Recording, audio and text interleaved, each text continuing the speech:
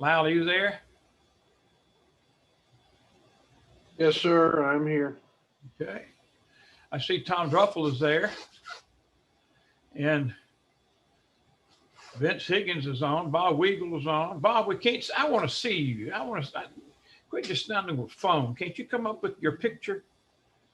Ah, that's Tom Druffel. Live in the flesh. There you go. Talk. Put this in. Edie, you all prepared to do what you're supposed to do? Yes, I'm ready.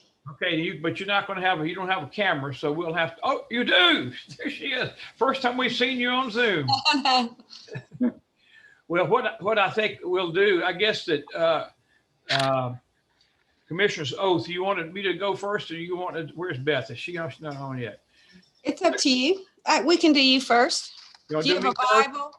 Do you have a Bible? Sally is right here beside me. She's going to stand up and hold the Bible, and I'll stand up and hold the Bible too. Bob Weagle, good to see you there, boy. I made it. Yeah, you did. You look good. New Bob. Tom Druffel, you want to make some comments? Glad to. I'll make them quick because I know you got a lot going on. We're doing a holiday light contest. I don't know if the city of Belle Meade wants to get involved, and I was looking for options to, as a community, what can we do to, be festive but be safe at the same time. So we're working on something that would be sort of like a holiday light contest with people can participate, and if they want to donate, they donate to a charity that we have for food for the North Nashville folks. And we have 3 categories. I'll have all the details by Friday. So we're going to be doing that. From a legislative perspective, relatively quiet. I got a bill that I'm working on that passed first reading that caps our debt as a percentage of operating. There'll be fireworks on our second reading, I'm sure, because nobody likes that idea. But fiscal responsibility comes with a price, and I'm not sure people like that idea so far. But I'm promoting that one, and just a quick final comment is I did a resolution that reminded everybody that 72% of our property tax increase will technically go away in April or May, because that includes the sales tax, the shortfall in the sales tax, and the refunding the balances. Those two add up to 72%, and technically we won't have the complete need for that. So one of the areas I'm trying to promote early is can we lower our taxes next year? Great, that's great to hear. Yeah, I got beat up a little bit on that resolution so far too, because I don't think anybody wanted to know that. But those are what's going on right now. I'd be glad to answer any questions if anybody has them. All right, you just made your comments and we hadn't even started the meeting yet. Okay. I was gonna say I'm late. No, you're not, Rusty. No, I just asked Tom, and he says we're gonna keep it short, and so he started right then. Well, I got in on the tail part of something I loved hearing, and that is that me too. That's what I want to talk about. Promised that the taxes are going down next year. Well, but we have to pay our taxes first. Right. Yes. We can't wait till after April, then our taxes go down, and then we can pay. You got to pay before then. Yeah. Unfortunately, it's already done. The referendum is in appeal. Judge threw it out. It is poorly written. It's on appeal. Doesn't expect it to get through. I'm trying to legislate some of the general ideas of what the intentions were. I hate to admit this, but I think Rusty and I both thought it was a good idea to go ahead and get this done, and then we would figure out how to get it lowered later. Yeah, well, there's going to be a reappraisal of all everybody's houses next year, and of course that'll lower your tax rate because you can't raise taxes based on that. That's going to confuse the heck out of everybody because a lot of people still don't know that. But at the same time, if the sales tax comes in strong and we replenish the balances, can't say we're going to lower it, but there's no reason why we can't find a way to do that. And so it'll be my second year, and I'll be prepared for battle a little bit more than this last year. Haley's got a new, no, that's Louise. Louise has got a new sign in. She changed it. She was an Innsworth Tiger, and now she's Louise Bryan. Okay. I know it's I can't seem to make that switch. Good afternoon. Hi. Good afternoon. We're back in Haley as a commissioner. She hope she didn't forget about this. She got so wound up in the BZA meeting, I think that maybe she's trying to take a little break. And I didn't get to hear that Earlier. Doug, we'll let you cover that when the time comes. So I'm sure that Lyle doesn't want to cover it.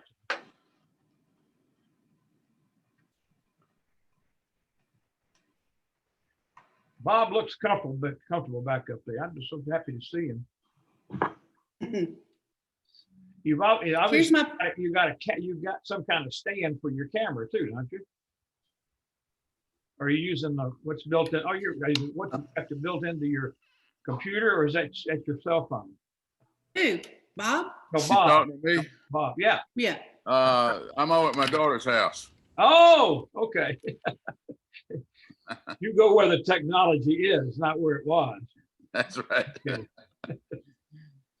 I'm showing off my pretty flowers y'all sent me. Oh, great. Hey, that They're is nice. Beautiful. Louise, thank you for doing that. You make all the men commissioners. Well, and I ended up putting on social media because I love that store so much and I wanted her to get publicity. So I would highly good. recommend them.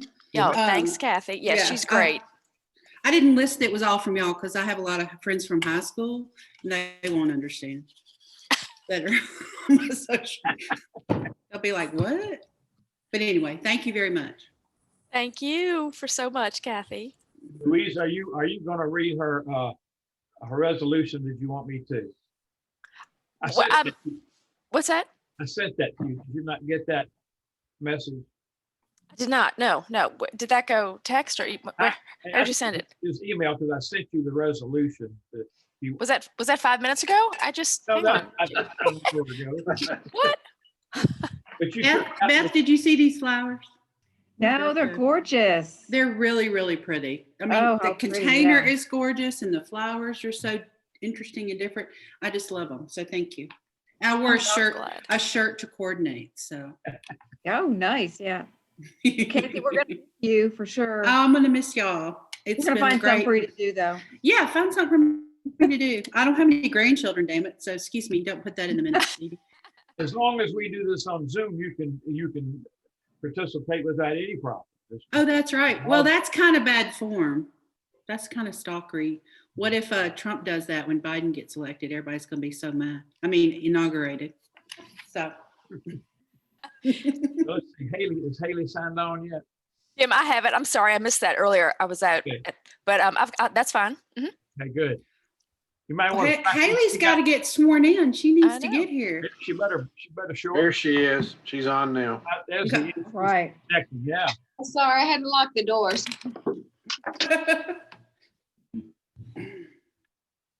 That's your phone.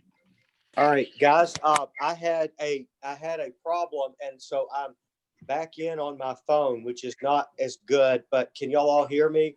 Yeah, Yes. but as Yes. you move back to your chair, your volume was way down, so you need to kind of sit forward. So if I could tell everybody, please speak clearly and loudly. We're using a audio which transcribes the minutes. So it's very helpful if you would speak up. All right, so we got everybody on that has to be on. I see Gray just signed on. That's good. There's a time there. Is Haley here? Yes. There she is. No, Hey, Haley. Hey, how are you? Good. Congratulations. Thank you so much. Thank you. All right, well, let's all stand or squat at least for the Pledge of Allegiance and look at Larry's screen. That gives us the flag. I pledge allegiance Allegiance To the flag All right. of the United of the States, United States of America, and to the republic for for which which it it stands, stands, one one nation, nation, under under God, God, indivisible, with with liberty liberty and justice for all. That wasn't bad at all. Sally's sitting over here next to me. Haley, who you gonna have to hold the Bible for you? You got somebody? Well, I've got 3 children in this house. All of them have the ability to do that. And when you are ready, I will yell for one of them. Okay. You Oh, bring, that's nice. okay. We'll open the public comments portion of the meeting. And Tom Druffel, you want to make a report on Metro? Yeah, I'll recap what I've suggested. A couple of things, and first of all, congratulations, Mayor and Councilman Daly. I really look forward to working with you. And please, anytime you need anything, as Mayor Hunt hopefully will suggest, I'd be glad to help and follow through with anything you have. That's my job. Just a couple highlights. One is that we are going to have a holiday light contest. I'm not sure, as Mayor, I sent you a note. I don't know how, if Belle Meade would like to get involved. Our thought process is, how do we do something safe for the holidays, get people out, support people in need. People can register. We're setting it up so they can register online. There is no fee. The fee will, if they want to donate something, will go to Project Hope at H.G. Hill Middle School, which is food for North Nashville and the students and families. We have a contest with 3 different levels so that everybody can do it. And then we hope to take seniors. We can figure out a way to take seniors around in a safe way. I'm working with some churches to see if they would support some bus trips for those that have not been out, but we're still trying to figure that out. So we just want to make it a fun event. We think the lights will probably, I always find an excuse not to take them down right away. And I think they'll probably stay up from people just wanting to see that out in the neighborhood, knowing it's going to be a long winter. So that's one thing. I will send out a final reconciliation of all what we're going to do, and that'll go to you. And again, however Belle Meade would like to get involved, we'd love to see you involved. From a Metro Council perspective, from a legislative perspective, there's really, it's relatively quiet. The referendum was shot down by a judge. It's now on appeal. And that's the referendum that, is everybody aware of the referendum, or do you want me to? Okay. So it's really a 2% property tax increase. Doesn't make any sense, wouldn't work. The language is poor, et cetera, et cetera. So that is moving. The finance chair, Director Carumbo's got some legislative or some work that he's working on in terms of financial policy. I'm working on one that would be a debt cap. As I mentioned earlier, it's probably not going to be popular, but I did some projection out. And if you don't know, our debt has gone up pretty significantly. And I think that was highlighted in the last set of elections from probably about 8% to, I think it's 15%. And in 2 years, it'll be about 16% of the operating statement.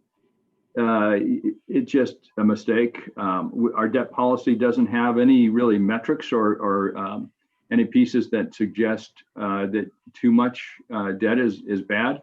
It just says if it follows some of our policy, it's okay. Remember, one of the first things I did was we all approved like November $350 million in more debt in bonds, and I looked around and thought that was easy, but it can't be that easy because it's just accumulating. So I filed, and it was passed on first reading last night, a debt policy that would be a lot more aggressive in capping our debt per operating statement.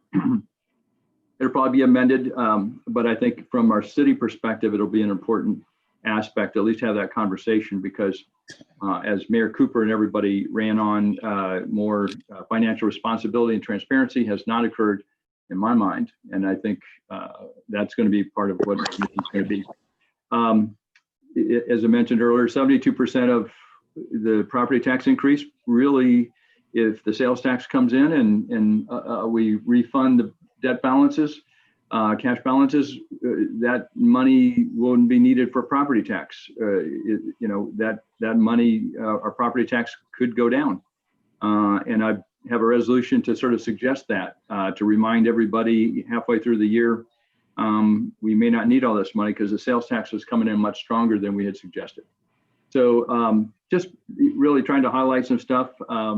Working with the education board. I'm chair of the education committee, and so now I'm working with the board, and we're having we've structured monthly meetings so that hopefully we can all align ourselves with the mayor's deputy on education. So when the budget comes, we will actually have an aligned agenda and supportive programs that we feel are comfortable from Metro Council and can support the finances. So I'm trying to wind through this pretty fast, but I think we'll probably get a little slow toward the end of the year. But that's all I have for right now.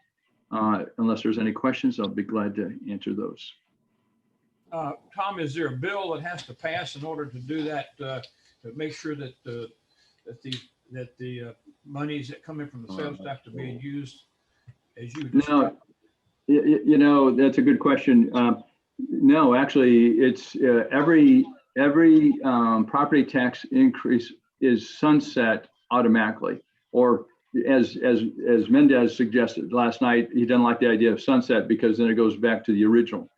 It depends on what attorney you ask, but technically every year the property tax is reset. Nobody knows that. It's like a best kept secret. But usually when you have that tax, people don't want to go backwards on that tax. It just so happens this tax is so significantly higher than most. I think there will be a gap in the needs for that 34% increase. Again, if you add the needs of, it's about 72% was for the sales tax, to replenish the sales tax and to replenish fund balances. If those needs aren't required, you can see where there's a pretty big gap on not needing that entire property tax. The question will be how much appetite will there be to do other things with it? And my advocacy will be to make sure we can return as much money to taxpayers as we can. So that's there. I will update you a little bit more as we go through. But it is a fact that, I put it as a resolution to remind Metro Council. And everybody says, why are we talking about it? And I said, to remind us that we're using people's money right now and we may not need it in the future. So that's really not going to be needed as much as it's reminding people of a tax. The tax is pretty high. We're trying to get away from that. So it's easy to get caught up now that everybody's paid their taxes and forget about it. So anyhow, I hope that answers your question. It does, and I thank you very much. Tom, I appreciate it. Anyone else have any questions for Tom? Thanks, Tom. I've had, Lyle, I've put up a couple of slides that will describe the results of the recent election. It came in pieces from the Election Commission. I have consolidated those where they ought to be pretty easy to read. I thought y'all might want to see this.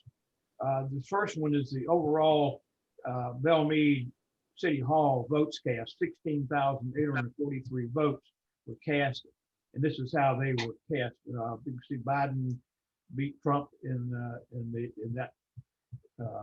That's all early voting at that particular point. You can see that Haggerty and Bradshaw were. No, that's not right. It was just a slight number for one at a time. I don't know where it got that, but it was Haggerty basically won that only by a couple of hundred votes, and Jim Cooper obviously won there. Slide 2, and this is the Belle Meade voters and votes cast and how they were allocated. The first column is election day. The second is early voting. The third, absentee, and I didn't get absentees except for the local candidates, and then you'll see the totals to the right. But in Belle Meade, kind of flipped the switch on Biden, and Trump had 1,010 votes to Biden's 700. You'll see Haggerty was a pretty strong winner there. Jim Cooper had more write-in votes than he had in the other. And Steve Dickerson beat Heidi significantly. However, she obviously won fairly significantly herself in the overall election. In Canada was beat Bob Freeman's Belle Meade election. And at the very bottom is the total, and this includes the absentee ballots for the three candidates that were running for commissioner. So you can see that. Anybody have any questions about that? We'll keep that because I think it's very interesting to see how Belle Meade, number one, Belle Meade votes, but also how many people actually show up at Belle Meade to vote, and it's a significant number. Any questions there? Anybody from the public here would like to make any comments? With that, we'll close the public comments portion, and first order of business is approval of the minutes of October 21st. Do I hear a motion for approval? Jim, I move to approve the minutes. Thank you, Rusty. Is there a second? Second. Motion made and seconded. We'll have a roll call vote for approval. The last time, Kathy Altman, aye. Sure, that's your last vote, isn't it? Yes. Okay. Okay, Kathy. I should say no, just to be ornery. No, I'll say yeah. Thank you, Kathy. Louise Bryan, aye. Jim Hunt, aye. Rusty Moore, aye. Bob Weigel, aye. All right, thank you. Well done. Kathy, we'll talk about you a little bit later in the meeting. Thank you. Okay. The next order of business is Commissioner's oath of office, and we've got Edie here that will administer the oath of office. And Edie, are you ready to do this now? I'm ready. Are you ready? We'll do you I'm first. ready. I'm going to get, Sally's going to get over here and hold the Bible. We'll see if we can do this virtual swear in. Got to get her up. Sally just found out today she doesn't have knee replacement in January. So but she really needs it because she's struggling right now. It's having a tough time with those knees. Turn around. Jim, we can't see your face, Jim. Well, I'm going to squat down. Okay. Okay. Can you see me now? You can see Sally shorter. Okay, Sally, here's the Bible. I'll put my hand on it. Okay, please repeat after me. I, James Hunt, do solemnly swear I, James Hunt, do solemnly swear that I will uphold and defend the constitutions that I will uphold and defend the Constitution of the United States and the state of Tennessee, of the United States and the state of Tennessee, and that I will faithfully perform the duties that I will faithfully perform the duties of the office of the Commissioner of the City of Belle Meade. of the Commissioner of the City of Belle Meade. So help me God. So help me God. That's it. Congratulations. Thank you. Thank you, Sally. Yes. Virtual kiss. Right, Commissioner. That Day. looked real. All right, Haley. Look, Haley's got a crew behind her. You got to be people there now. You ready? It is. Okay, repeat after me. I, Haley Dale, do solemnly swear I, Haley Dale, do solemnly swear that I will uphold and defend the constitutions that I will uphold and defend the constitutions of the United States and the state of Tennessee, of the United States and the state of Tennessee, and that I will faithfully perform the duties and that I will faithfully perform the duties of the office of Commissioner of the City of Belle Meade. of the office of Commissioner of the City of Belle Meade. So help me God. So help me God. Congratulations. Thank you. Correct. Congratulations.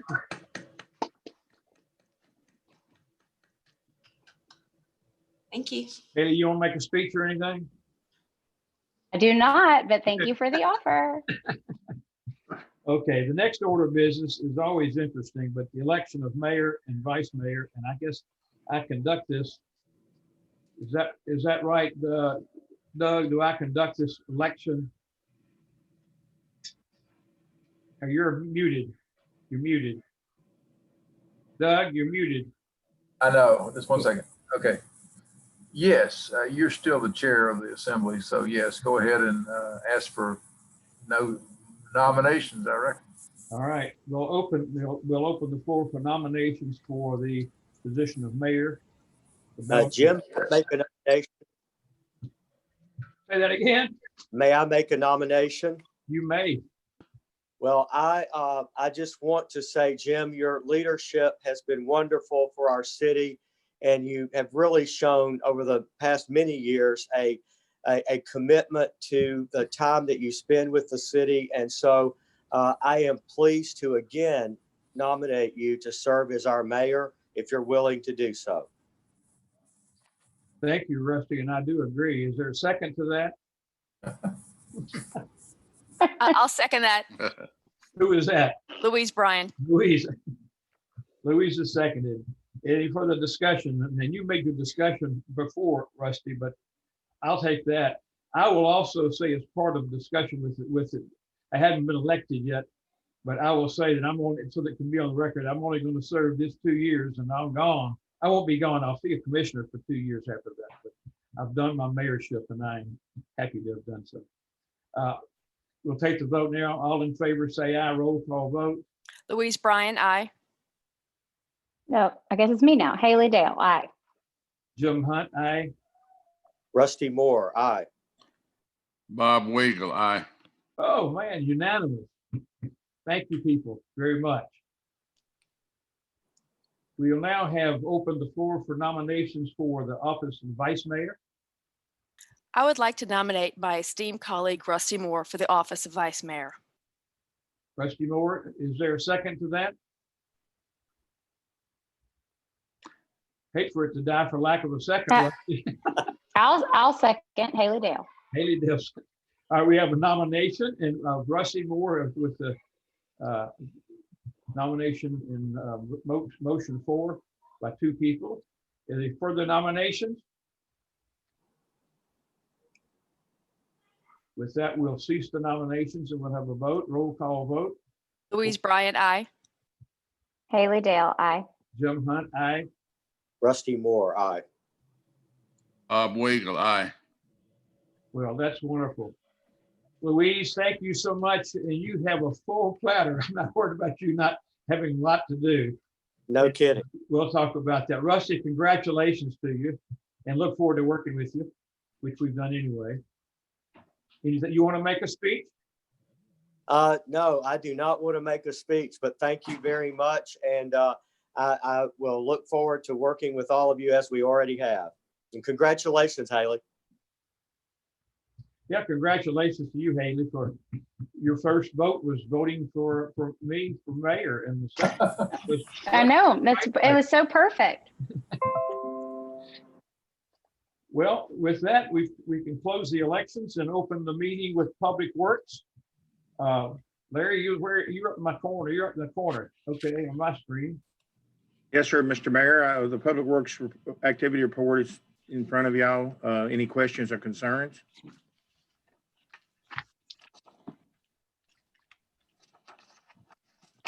Any problems with the leaves falling? No, we've just had a lot of bags.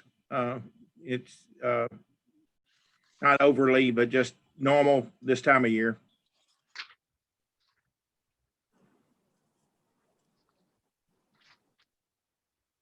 Other questions for Larry? We've got some items, action items for Public Works. If not, Larry, let's talk about the first one, consideration of bids for street maintenance contract. That's page 7. No, Mayor, that was an item that I emailed to you about an hour and a half ago. Right. Meeting on the agenda. Was it listed as page 5 or not? That's the incorrect numbering. I sent a. Okay. I got it. I've got it. Page.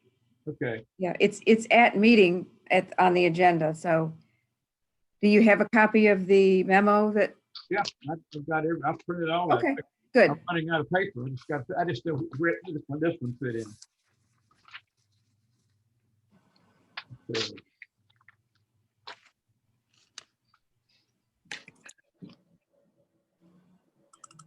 Everybody have that in front of them. It's not listed Yeah. as a number, but Yes. What are we looking for, Jim? it's Bob. It's what was mailed out or emailed out just about an hour ago. Bid results for street maintenance contract. Lyle, do you have that? Lyle, you have it, so we can. He's got it on the screen, Bob. If you want to. Okay, I got it. Raise up a little bit. Keep going. I see it. Okay. Keep going up if you can. Okay.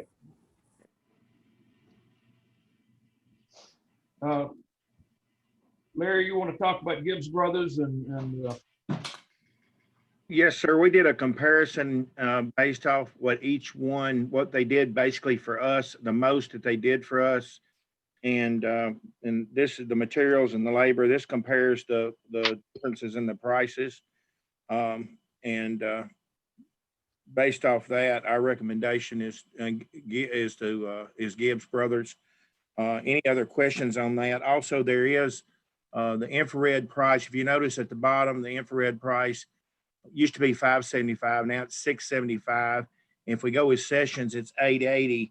So if we did a 30 square foot section, if it was Gibbs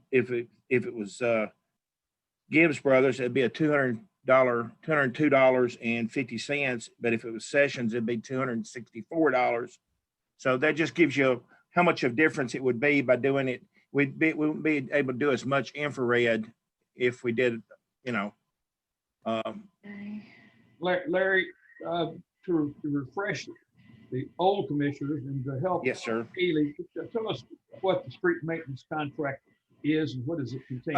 It's when we install drainage piping in the right of way, temporary patching, roads of patching, culverts, and it has to be stuff that's that's within the right of way. Less than $10,000. Go ahead, Beth. I'm sorry. Less than $10,000. Yes, sir. Yes, sir.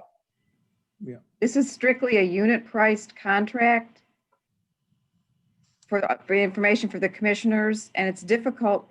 For the past several times that we bid this, we've only had one bidder, and it was Gibbs. This is the first time in probably 8 or 12 years that we've actually had two bidders. So we're comparing the unit prices in two different ways. Method one just takes the total of all of the unit prices for each category, materials, labor, and equipment, adds them up and compares them. Method two takes the unit prices for the jobs that we do the most. We may never use a piece of equipment, but the unit price, the hourly rate of that equipment is in the bid just in case. So Larry picked out the most used items within the materials, labor, and equipment categories, and we compared those, and that's where Gibbs Brothers came out ahead. Okay. Larry, can you give us an example so that I would understand this like give an example of a recent job that was done? A good example would be the pipe we put in front of Patel's on Harding Place. The drainage pipe, and working the ditch and putting the catch basins. And we've done that throughout the city. We did the same thing in front of Dr. Spalding's house, extending that stormwater drain. But that wasn't been under the street maintenance, but that's kind of a similar, because that was over 10,000. But that would give you an example of what the difference would be. It's got to be under the 10,000. I'm trying to think of another one. We've done some shoulder repairs where we had the edge of the roads give away. And of course, the infrared, spring of the year, we'll have we averaged, this last time we had 29 spots in 2019 that we had infrareded. And what that is when you go in, instead of digging it out and just putting coal mix in it and paving it back, where they come in and heat it up and reconstitute the pavement, and we end up with a lot better patch that lasts longer. Is that? I've got a question. Yes. Do both companies have about the same size teams working on a project? 'Cause I'm just curious if one has a smaller team and they get the job done faster, then that hourly rate probably would make a bigger difference, but they may be the exact same size. I'm just curious. Gibbs is a smaller company than Sessions as a whole, but they both are, as far as that goes, are equally as far as their type of work. Does that answer that? Yeah, I guess I just am wondering, just from an efficiency standpoint, I mean, they are like fairly different in the hourly rate. But I guess what you guys looked at was if they did the exact same project and it took the same amount of time, assuming that, then Gibbs was slightly less expensive. Is that the way that worked?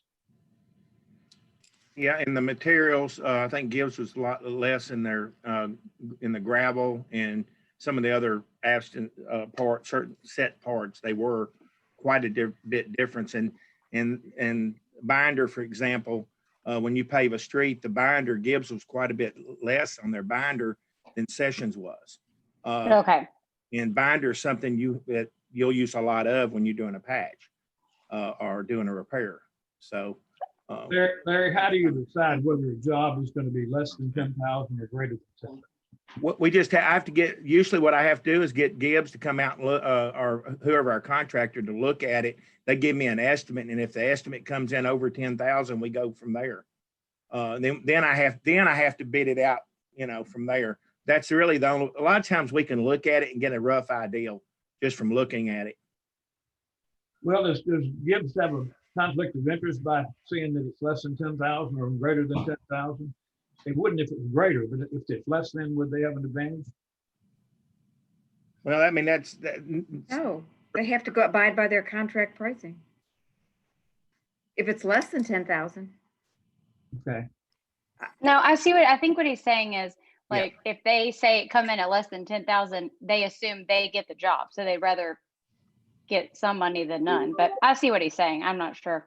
Well, I just want to make sure that there's not a conflict of interest in having them involved. No, the way this started many years ago, we would bid out all of this work. And I think it was actually Bard Wagner that said, some cities do a street maintenance contract that saves you from having to go through the exercise of advertising and holding a bid opening and so forth, because it is time consuming and costly.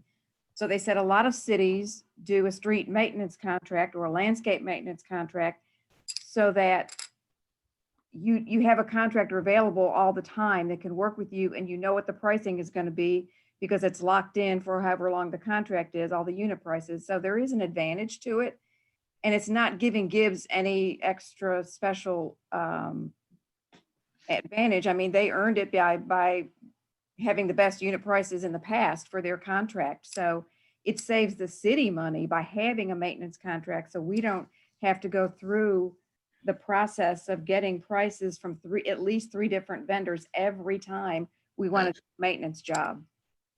My thought is if Gibbs Brothers knows that it's going to be under $10,000, and it's going to be an advantage to the city, an advantage to Gibbs both. Sure, they get to work and we get the savings. Yeah. Yes, sir. Mayor, also it's for, we had a case a few years ago, we had a drainage culvert going across Clarendon that was collapsing. And under the street maintenance contract, we were able to come bring Gibbs in an emergency and repair that. If we didn't have this type of contract, we wouldn't be able to do that. We would have to wait and get prices and quotes and bids. And Larry, how do you get an annual? Do you have an annual amount that you can use under this less than 10,000? Beth, what is that? I don't know what our annual budget number for street. Well, we budget every year a certain amount, kind of just based on, the previous years, how much we've spent. So normally we don't spend all the money in our street maintenance contract budget number. It rolls back into the general fund. Not much, but some there's always usually some left over. Okay, I'm just trying to get Haley to get a little bit better feel of how those Sure. things work. Sure. And other people too that have a bad memory like me. Oh, Mayor, I'm always impressed by the recommendation of our city manager and by Larry Smith. And so I would move approval of this contract. Is there a second to that? Bob Weigel, I second that. Got a motion and a second. Any further discussion? All in favor, say aye. Roll call. Is that Louise? Aye. Oh, I didn't hear your volume is low, or are you too far from the mic? Louise Bryan, aye. There you go. There you go. So right here. Haley Dale, aye. Jim Hunt, aye. Rusty Moore, aye. Bob Weigel, aye. Thank you. Very good. All right. Let's see. Now I've got my papers on there. So Beth, you always did a good job of keeping those papers in front of me. Oh, here it is. I throwed it on the floor. Consideration, let's see, consideration of bids for the landscape maintenance contract. All right, we got two bids there. And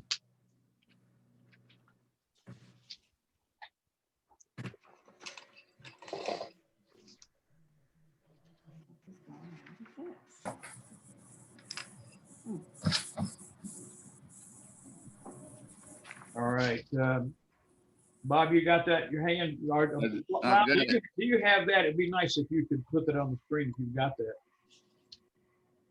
No, that was in your packet. I know, but Bob, you got your packet there.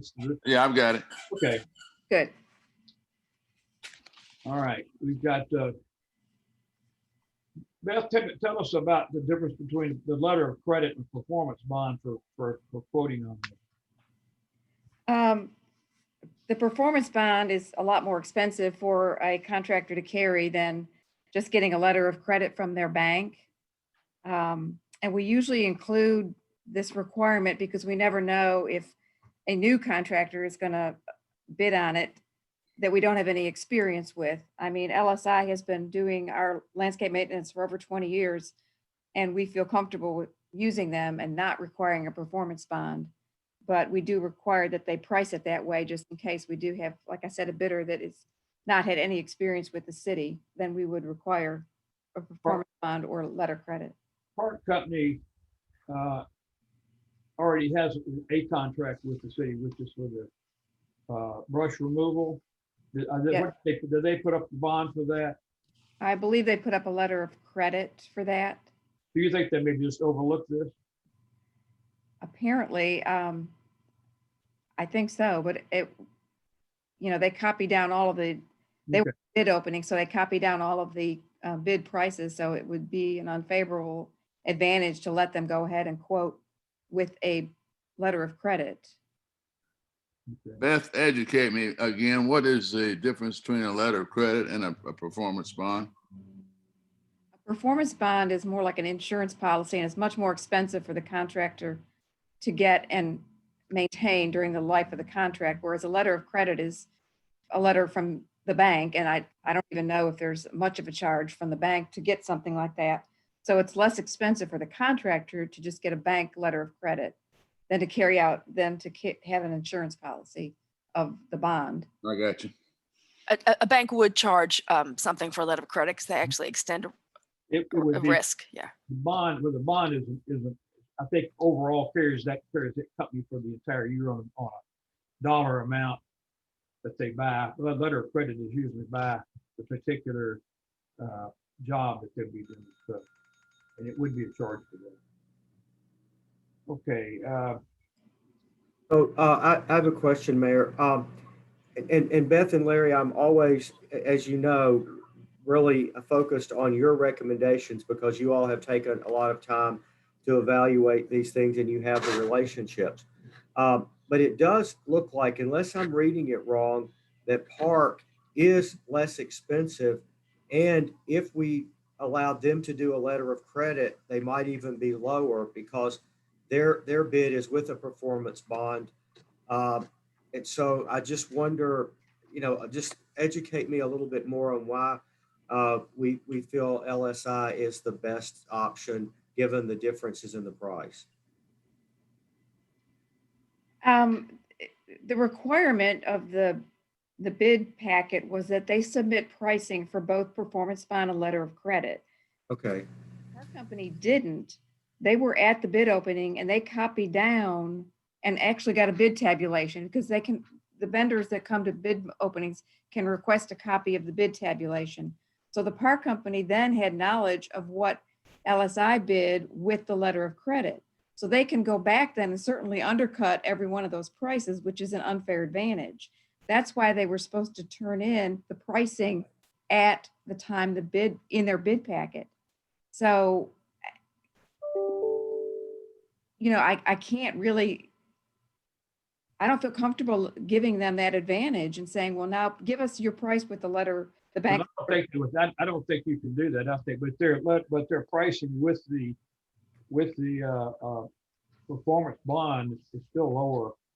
Well, if the paragraph below, if you go back again and look at some of the unit pricing, their hourly rates for watering, irrigation, and installation of the annual plants are higher than LSI's.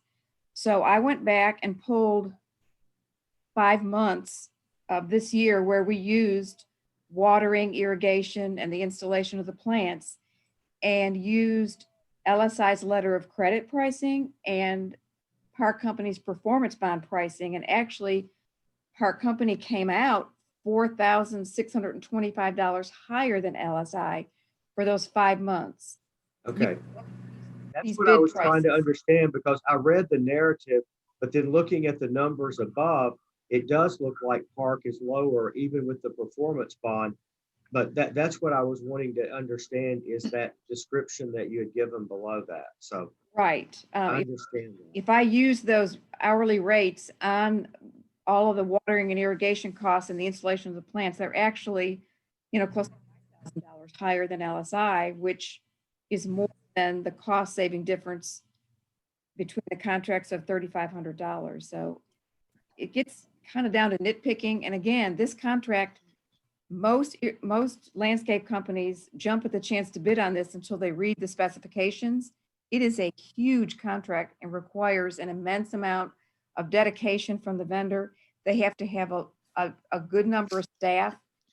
We're their most needy client, and we require a lot of work, and we require it when we need it. And LSI has always been spot on with providing their people. Whenever Larry calls and says, we got to get this done, we got to get that done, they have the manpower. I had 2 contractors that thought they wanted to bid on this time that called me and said, we can't, we don't have the manpower to dedicate to your contract. So it's a difficult contract to administer from the vendor standpoint, because Well, thank you. I think that means a lot, that the performance in the past, obviously, if you and Larry are satisfied with them, I think that makes a huge difference. So that answers my question. Beth, technically, are we supposed to reject Park's bid because it was not submitted properly? I think it's, Louise, I think it's just that they didn't do a different one for just letter of credit. So had they done that, they would have had 2 just like Park did. I mean, just like LSI. But their bid, I think, is okay. Doug, you want to chime in on that? I think you could have rejected it at the opening, but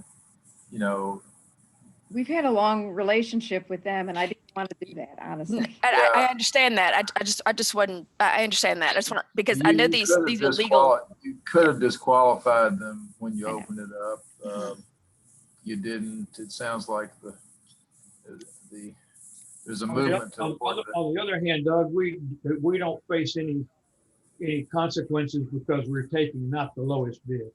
Well, the cities, public purchasing entities, cities have the discretion to take the lowest, it's the lowest responsible and lowest responsive bid. And you can also consider non-price considerations. And lastly, Beth has pointed out that some of the items they're lower on the way we're evaluating it. So I don't think you got a problem here. Okay. Beth, how long have we been doing business with LSI? I think it's been since either 1996 or 98. Oh, wow. Yeah. Didn't know that. I know it's been 2 decades for sure, and it's probably a few years more than that. Pretty happy with it. In defense of the park company, we've been doing business on and off with them for, I know, since I've been a commissioner. So, but Sure. they've had the trash, they've had the brush removal, I think all but 4 years or 2. Is the contract 2 or 4 years? It's 2 years with 2 options, With the renewal. so it ends up being 4 years. Okay. And I think we've been real pleased with them too. So I don't think it's a matter of us not knowing Park and liking them, but I do believe that LSI probably is better suited to do this. And we don't, in Park, I just don't want to see Park get overextended themselves. I don't think they will. I would, but I would always be concerned about that because they are more of a tree company than they are a landscaping company. And I know they're trying to start that landscaping side up. This would be a very formidable but impressive contract to have. So I don't think they're going to go under because they don't get this contract. So with that, is there a motion to accept LSI? I make a motion to accept LSI. Louise, thank you. Your second. I'll second. Motion made in the second. Is there further discussion? All in favor of LSI for this landscape maintenance contract? Roll Louise- call vote, please. Louise Bryan, aye. Haley Dale, aye. Jim Hunt, aye. Trustee Moore, aye. Bob Wiegel, aye.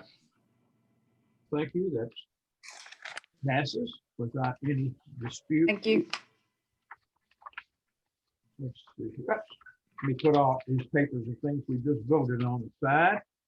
I don't have a great desk for this issue. As Beth well knows. I have thrown my agenda away. Here we go. Page 2 of the agenda. Okay. Give me time.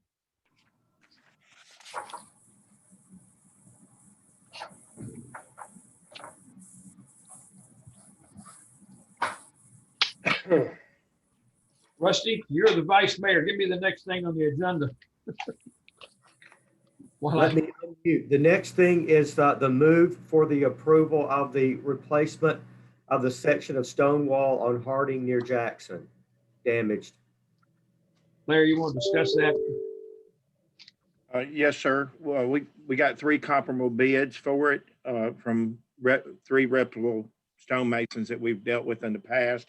Any one of the 3 would be capable of doing it. This was caused by an accident and we should get reimbursement for this, but we've got to have it repaired first. When you say reimbursed by the Insurance company. Insurance company of the person who did the damage or our insurance company? Insurance company that did the damage. And how do you know who that is? From the accident scene, the car was towed, so we have all the information on that individual. Couldn't quite get away from that one, huh? No. Okay. That was going to be my question, Larry, is this a reimbursable expense? But yes, sir. You answered it already.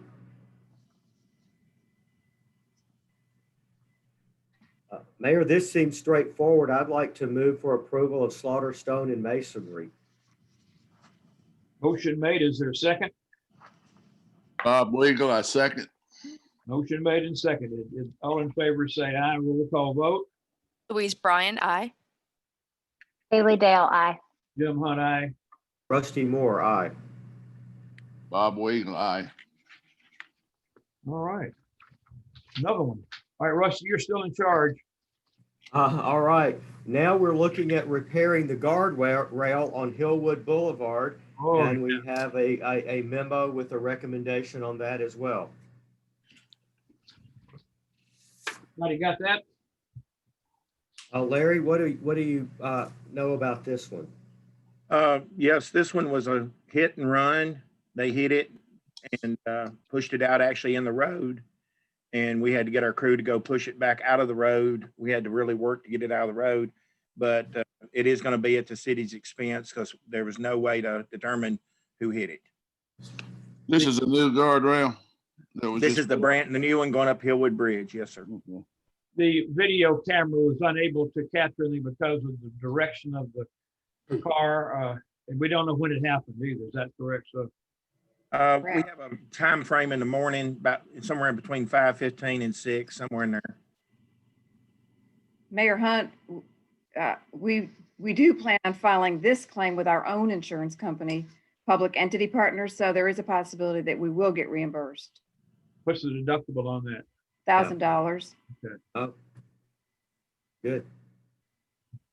So, so we're not, it's not a total $300 cost to the Just city. fact is that I would love that video system to be able to catch somebody like that. Our detective needs to make sure he's checked everything. I guess he has. So. He did. Okay. So is there a motion? We've got, this is how this is going to be settled with the Metro. Do we know who the, oh, it's Lou Inc. Kingston Spring has the contract with Metro Davidson County for guardrail maintenance. That's not a Chinese company, is it? No, sir. No, sir. American Indian. This is Bob. I move that we accept Larry's recommendation and use Lou to repair and replace. Motion made. Is there a second? I'll second that motion. Motion made and seconded. All in favor say aye. Roll call vote. Louise Bryan, aye. Haley Dale, aye. Jim Hunt, aye. Rusty Moore, aye. Bob Weagle, aye. I've got my agenda.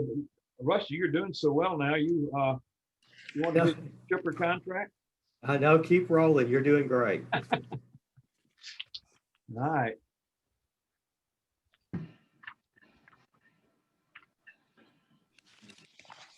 Now I got to go find that. Oh, here we go. It's right there on top. Park company states that they will maintain their current pricing for the 1-year extension.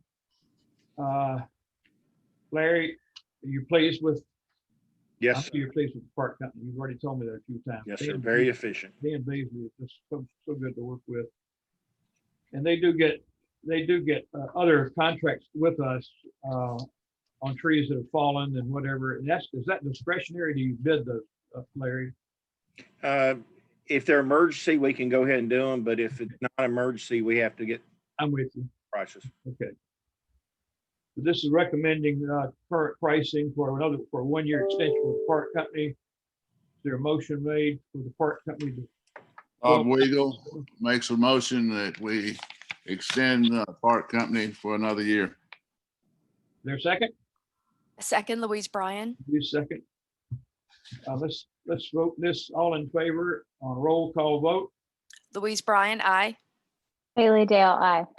Jim Hunt, aye. Rusty Moore, aye. Bob Weagle, aye. All right, that wipes out everything under the public works. Is that correct, Beth? Had a busy day, Larry. Oh, she nodded, so Yeah, sorry. that Yes, was a nod. I like a nod works. Thumbs up works too. Do that. true. Okay. We'll move into city services, and with that, if I can, before we say goodbye to the chief and before we get rid of reports, Lyle, you want to have the officer of the quarter presentation now? I think actually Chief is going to do that. Oh, Chief's going to do that. Okay. This is All our right. existing chief, Chief E. Here we go. Thank you all. This is for our officer of the third quarter for 2020. Sergeant Mac Mangrum has been with the city many, many years. Outstanding fellow. Let's give you a little overview here. On September the 19th. Pause just for a second, Chief. He did those hot seating there. He just replaced Vince in the hot seat over there. So There he is. yeah. You might want to unmute. There we go. Thank you. Yeah. Just in case they have some specific questions, Sarge. I'm gonna read them the overview, but to continue on is about 10:30 p.m. on September the 19th. Sergeant Mac Mangrum was on routine patrol in the area of Harding Road near Jackson Boulevard. Sergeant Mangrum observed a male adult come out of the woods, cross Harding Road, and then walk towards the train tracks. Sergeant Mangrum approached the man and checked on his well-being. Immediately, Sergeant Mangrum could tell the suspect was nervous, not acting normal. He continued to talk to the suspect while also checking him for warrants. Dispatch confirmed that the man was wanted for criminal homicide by Metro Police Department. Thanks to Mac's attention to detail, a person wanted for murder was apprehended. We would like to congratulate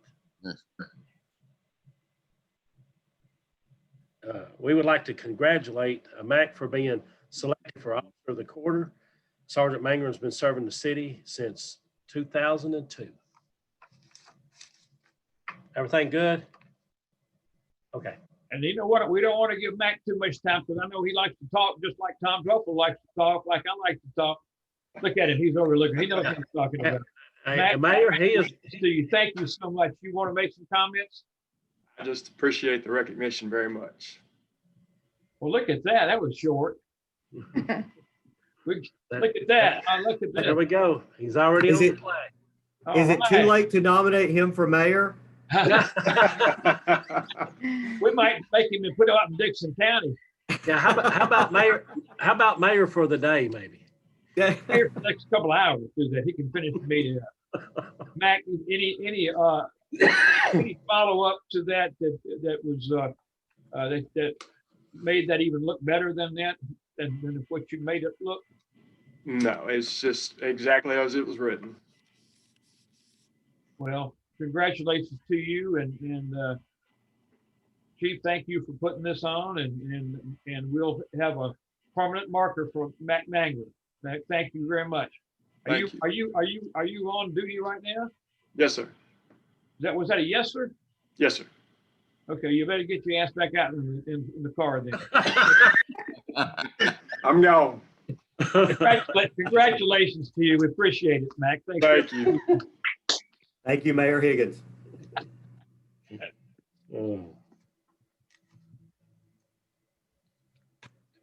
All right, Chief, how about monthly reports? All right, you guys had a chance to review our monthly reports. Are any specific questions about any of the reports submitted?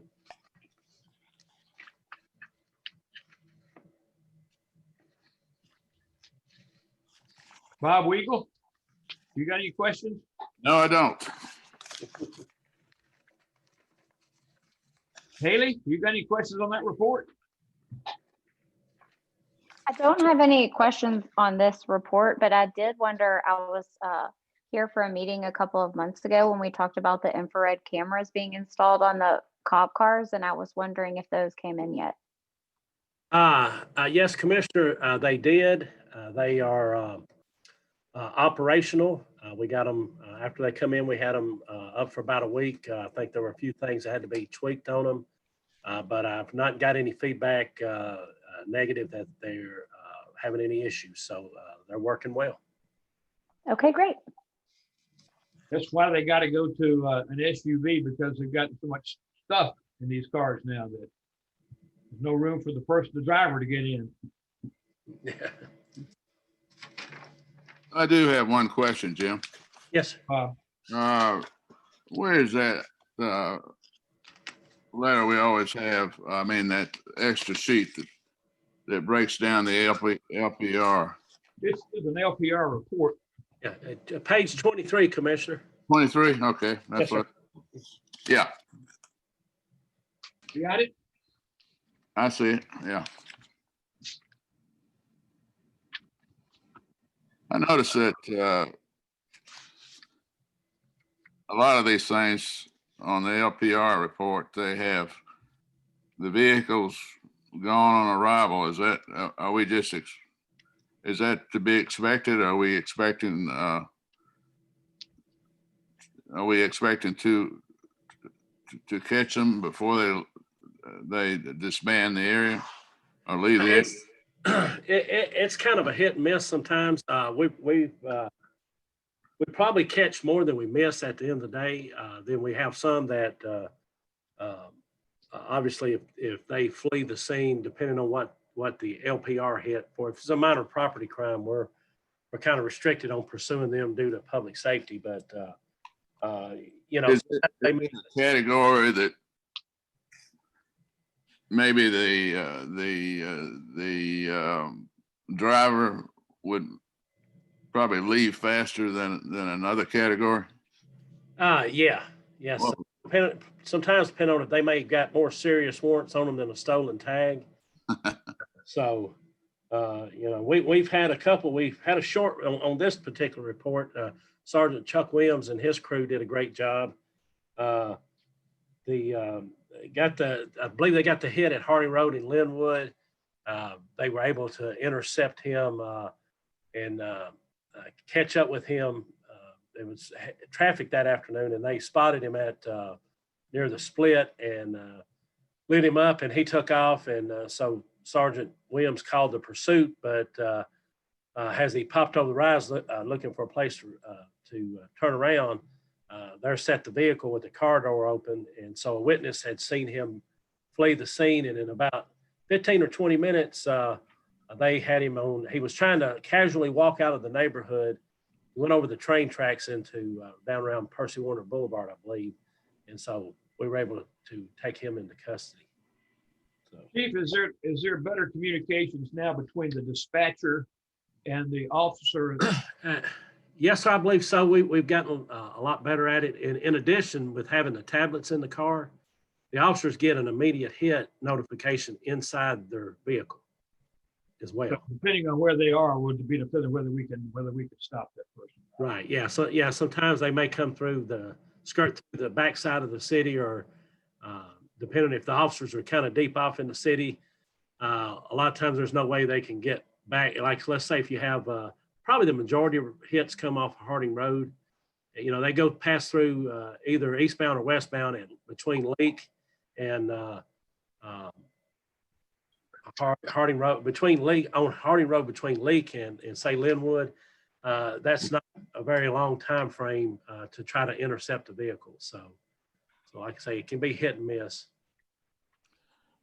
Just a general question, with the LPR system, is there, are we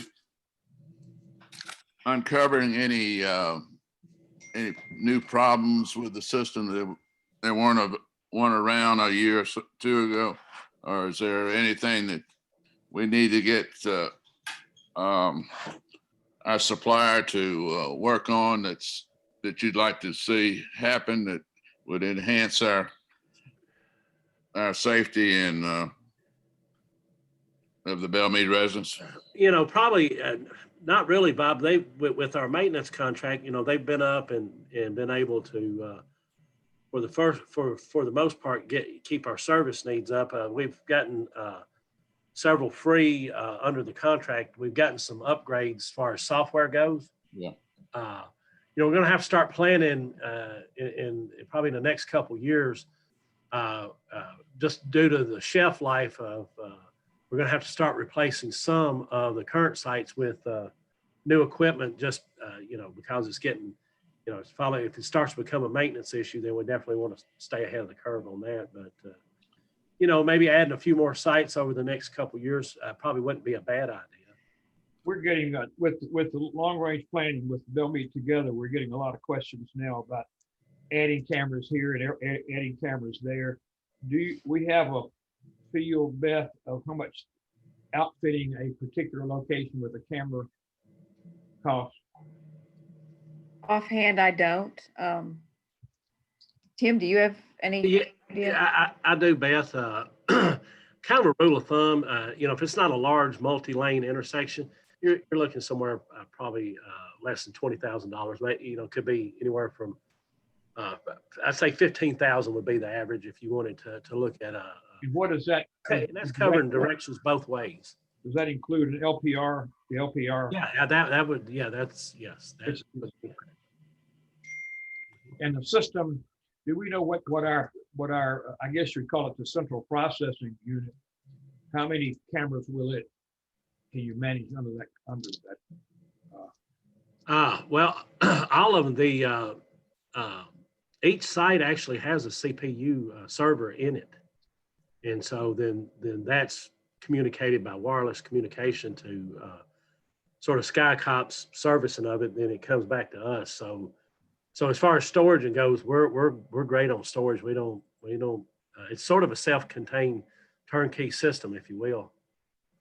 So Well, I really wasn't concerned about storage as much as I was that you can add a camera and the. Oh, yes, sir, Mayor. I'm sorry, I messed up.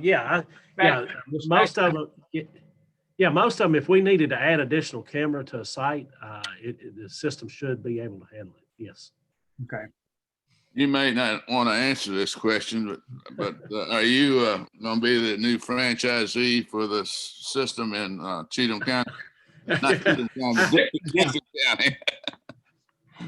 I'm not sure about that. We've had good luck with them. Of course, same bidding we would have to do, but SkyCops, I think you're getting a good deal. There's some other systems that operate very similar that their software and backend costs are a lot more expensive than SkyCops. So I know that the detective had a meeting with a Metro Council person a few days ago. Yeah, they've obviously got an interest in this, but they've got two problems. One is they got an ordinance against it. Right. Second thing, they got no money.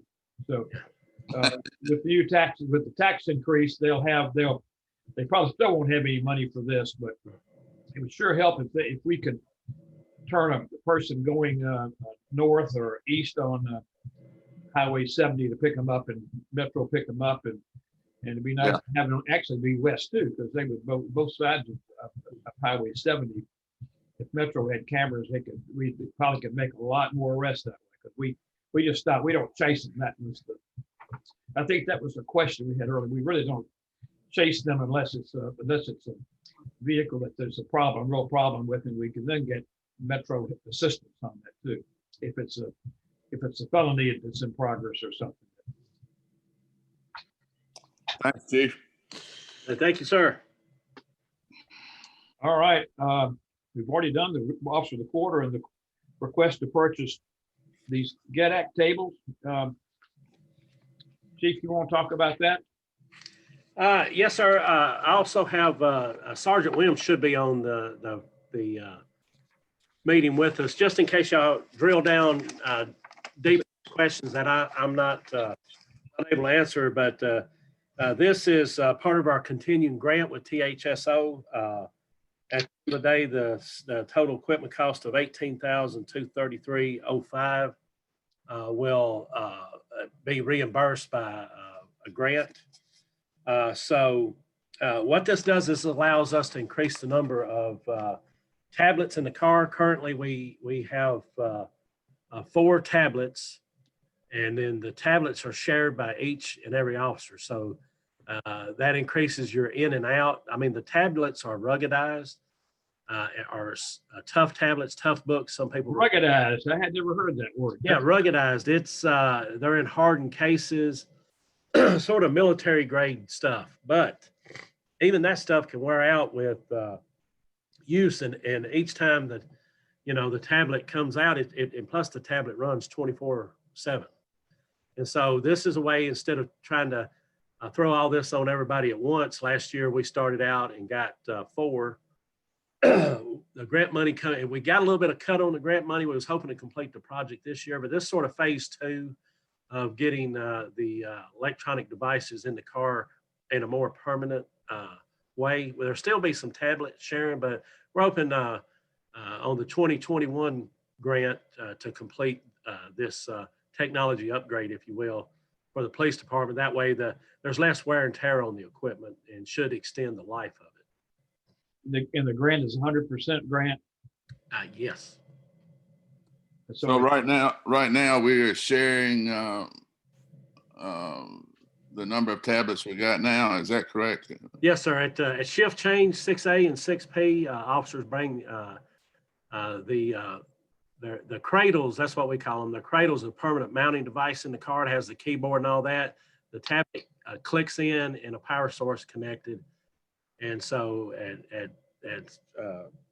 6 p.m., they the officers will pull their tablets out. There'll be an exchange, and the night shift officers will place the tablets back in their cradles and run them the entire shift. So if we get these additional 5, what will that do for us? That will reduce the number of times that the tablets are being pulled out. We'll have a few officers that won't have to remove their tablets, and like I say, we can kind of rotate the older ones, give them a little break, and but eventually the goal is to have 100% coverage in all 12. What do you think the shelf life of each one of these tablets should be? It's about average, about 5 years. Okay. So I see Chuck is there. Does Chuck, you want to add anything to what Chief has said?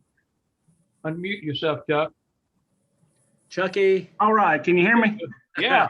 All right. Now, Chief had it covered. We kind of got a 3-year plan to have everybody their own tablet to kind of increase the life of these tablets. This will be 100% grant reimbursed, so it won't be a cost to the city. And hopefully we'll finish it up in 2021. You know, those prices are almost as high as what they charge over the NBA for books, you know? All right, we need a motion to get these 5 cable tablets and for full reimbursement from the THSO. The motion to accept.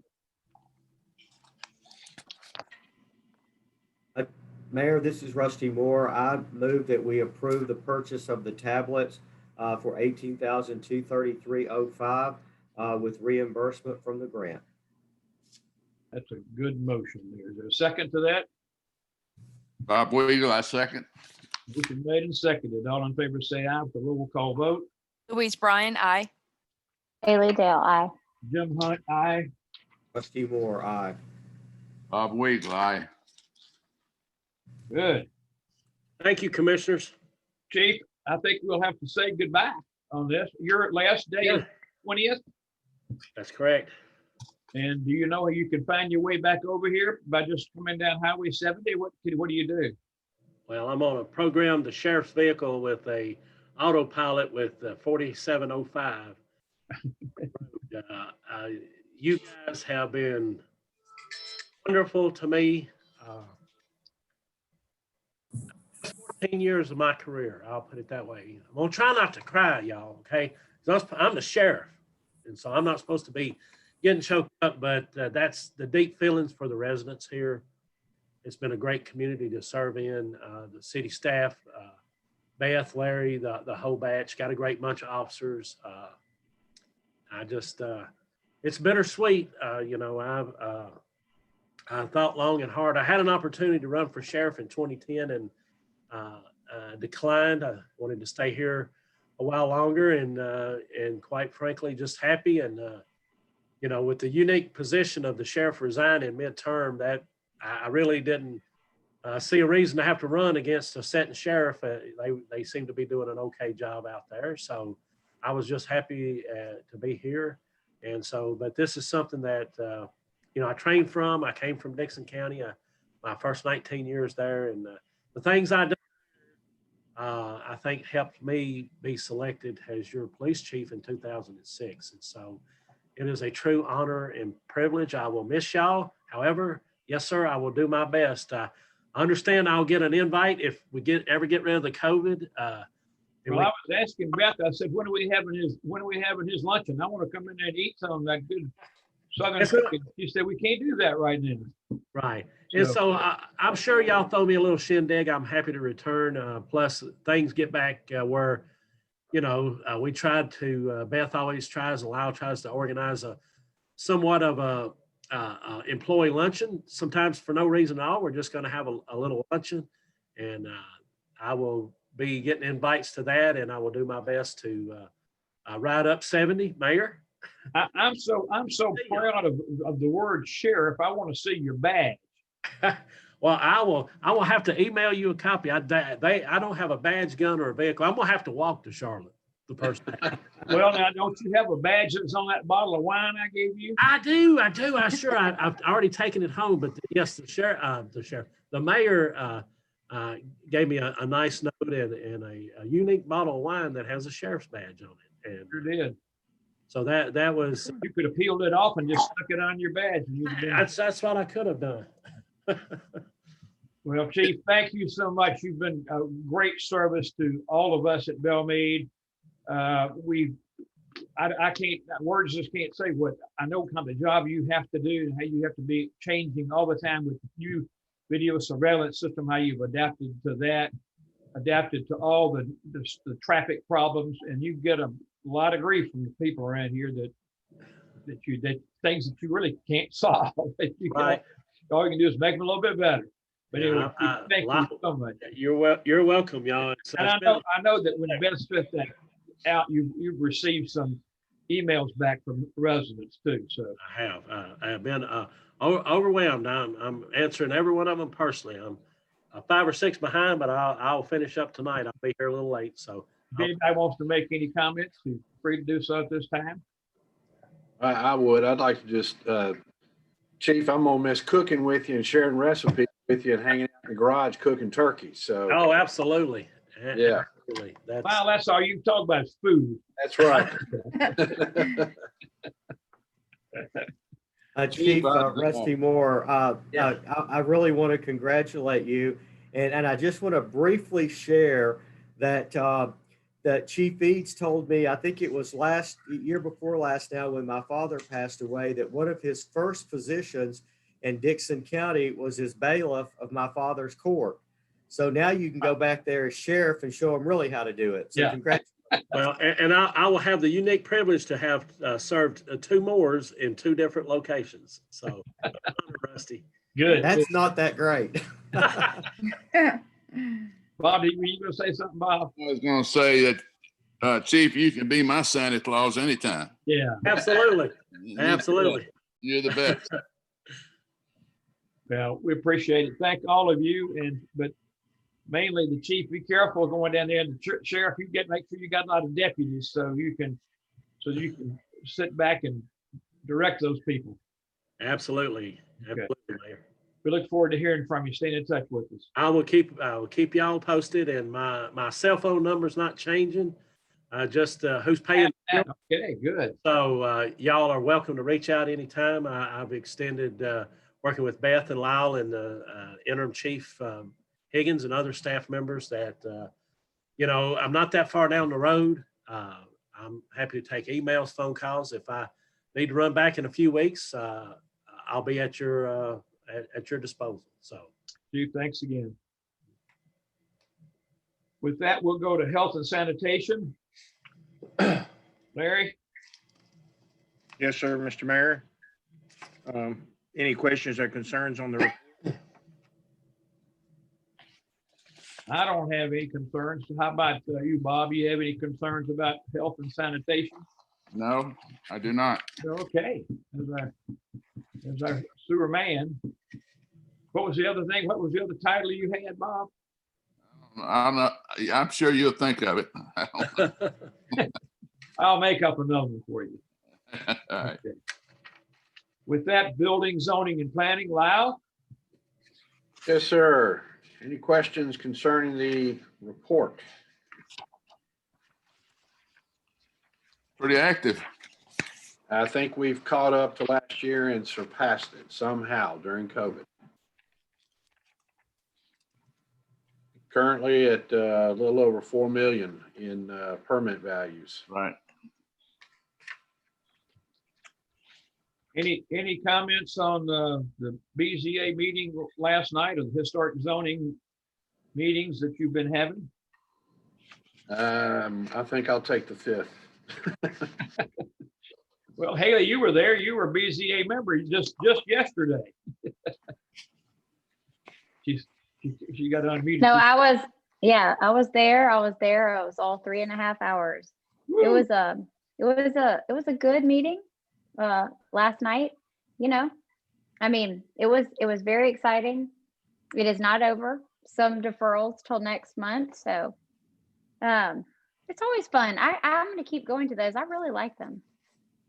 Well, I think that might be your duties, collateral duties as a commissioner, to keep an eye on BZA. Fine with me. Okay. Lyle, anything else before we get to the RFQ for architectural historic survey?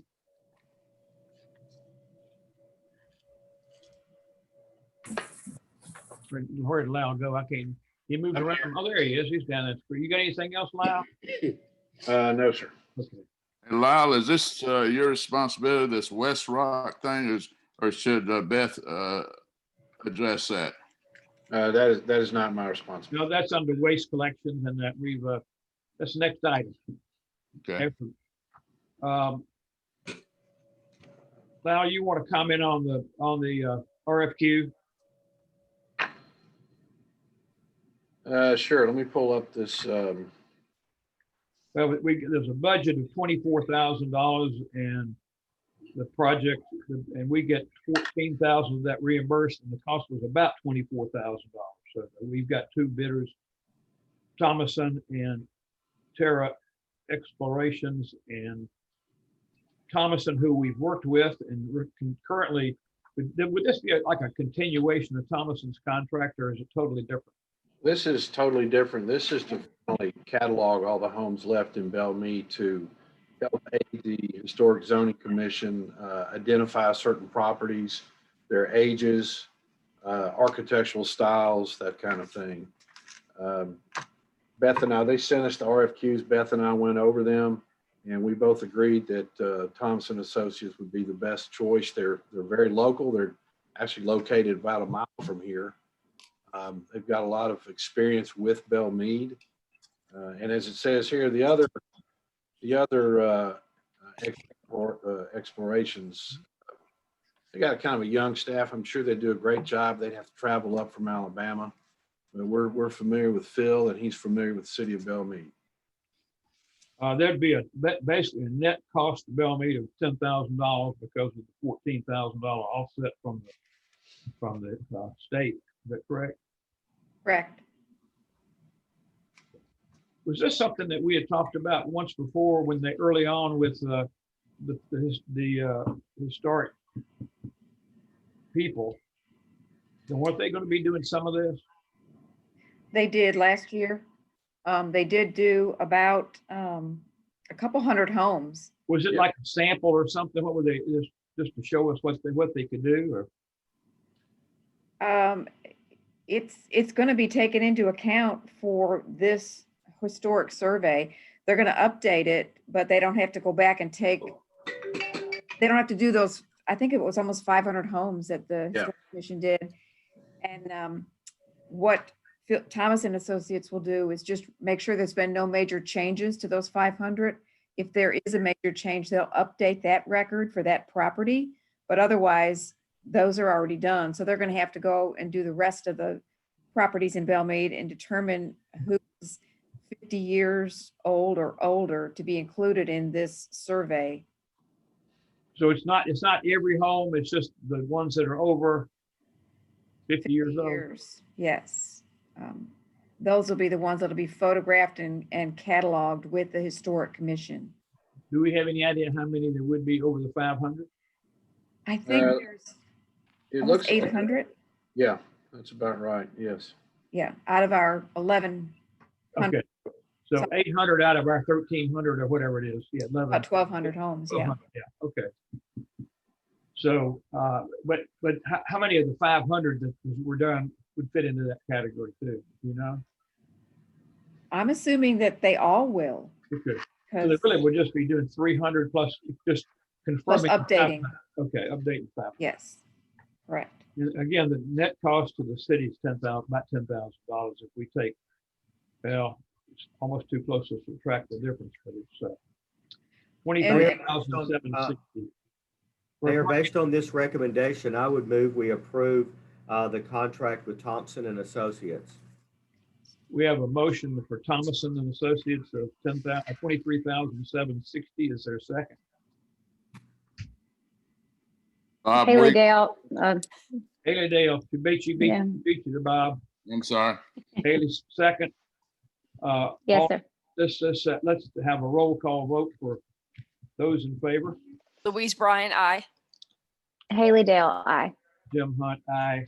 Rusty Moore, aye. Bob Week, aye. Thank you. Thank you very much. Thank you. Lau, you got anything else? Not at this time. All right. Waste collections, we got notice from West Rock Site Recycle. I'm sure that's not going to be good news. Beth, will you talk about it? Larry and I can talk about it. Yes. Obviously, if you read their note, they're not going to be in the recycle business anymore. It's just not profitable enough for them, unfortunately. So Larry and I met with Ray Burgard, the owner of Franklin Disposal that collects our trash and recycle. The only other company locally that collects recycle or accepts recycle is Waste Industries. And Mayor, that's the one we toured with Boyd Vogel a couple years ago. Yeah. Okay. Didn't know if you were in hearing distance or not. Well, I am. And I think Bob went over there too. Didn't you go, no, Bob? it was Boyd. No, I and didn't make it. he couldn't go with that day. But anyway, So, West go ahead. accepts bagged recycle, and then they open the bags and sort it. That's what they did, which was very convenient for Franklin Disposal because they didn't have to pay anybody to sort through all of the recycling. The Waste Industry site does not accept bagged recycle. You have to have it loose, which is going to change how Ray picks everything up on the Mondays and Tuesdays that he's out here. So what we're going to have to do and try this out is have the man that collects the garbage is going to bring the bagged recycle and put it by the street for a short amount of time. We're hoping an hour and a half at the most. And a separate recycling truck is going to have to come by and pick up these bags, rip them open and dump them into a truck that will compact them so they can take it to the recycling collection site over on Fessler's Lane. So it's going to change the way Ray picks up trash. He had it all synchronized right now, and it's going to change it. The only way we can figure this out at the current time is to have the bags of recycle sitting out at the street for a short amount of time until that recycle truck can come by and pick it up. Now, Larry, correct me if I stated that wrong. No, ma'am, correct. 100% correct. And we're hoping that the residents will not fuss too much with having that bag garbage sit out there for a short time. I don't think they will, as long as we communicate with them as to why. Well, that we're going to communicate, definitely. What is Metro doing on recycling? Are they using Waste Management? You know?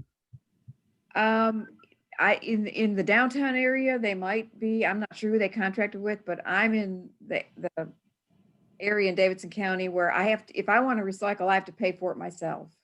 You pay for it. I'm gonna pick it up, yes. So when we drive around Metro and we see the brown trash cans, that's trash, and then they have recycle bins too.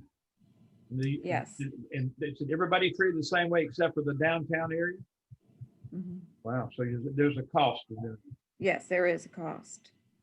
Beth, will this change the type of bags we have to use for recycle?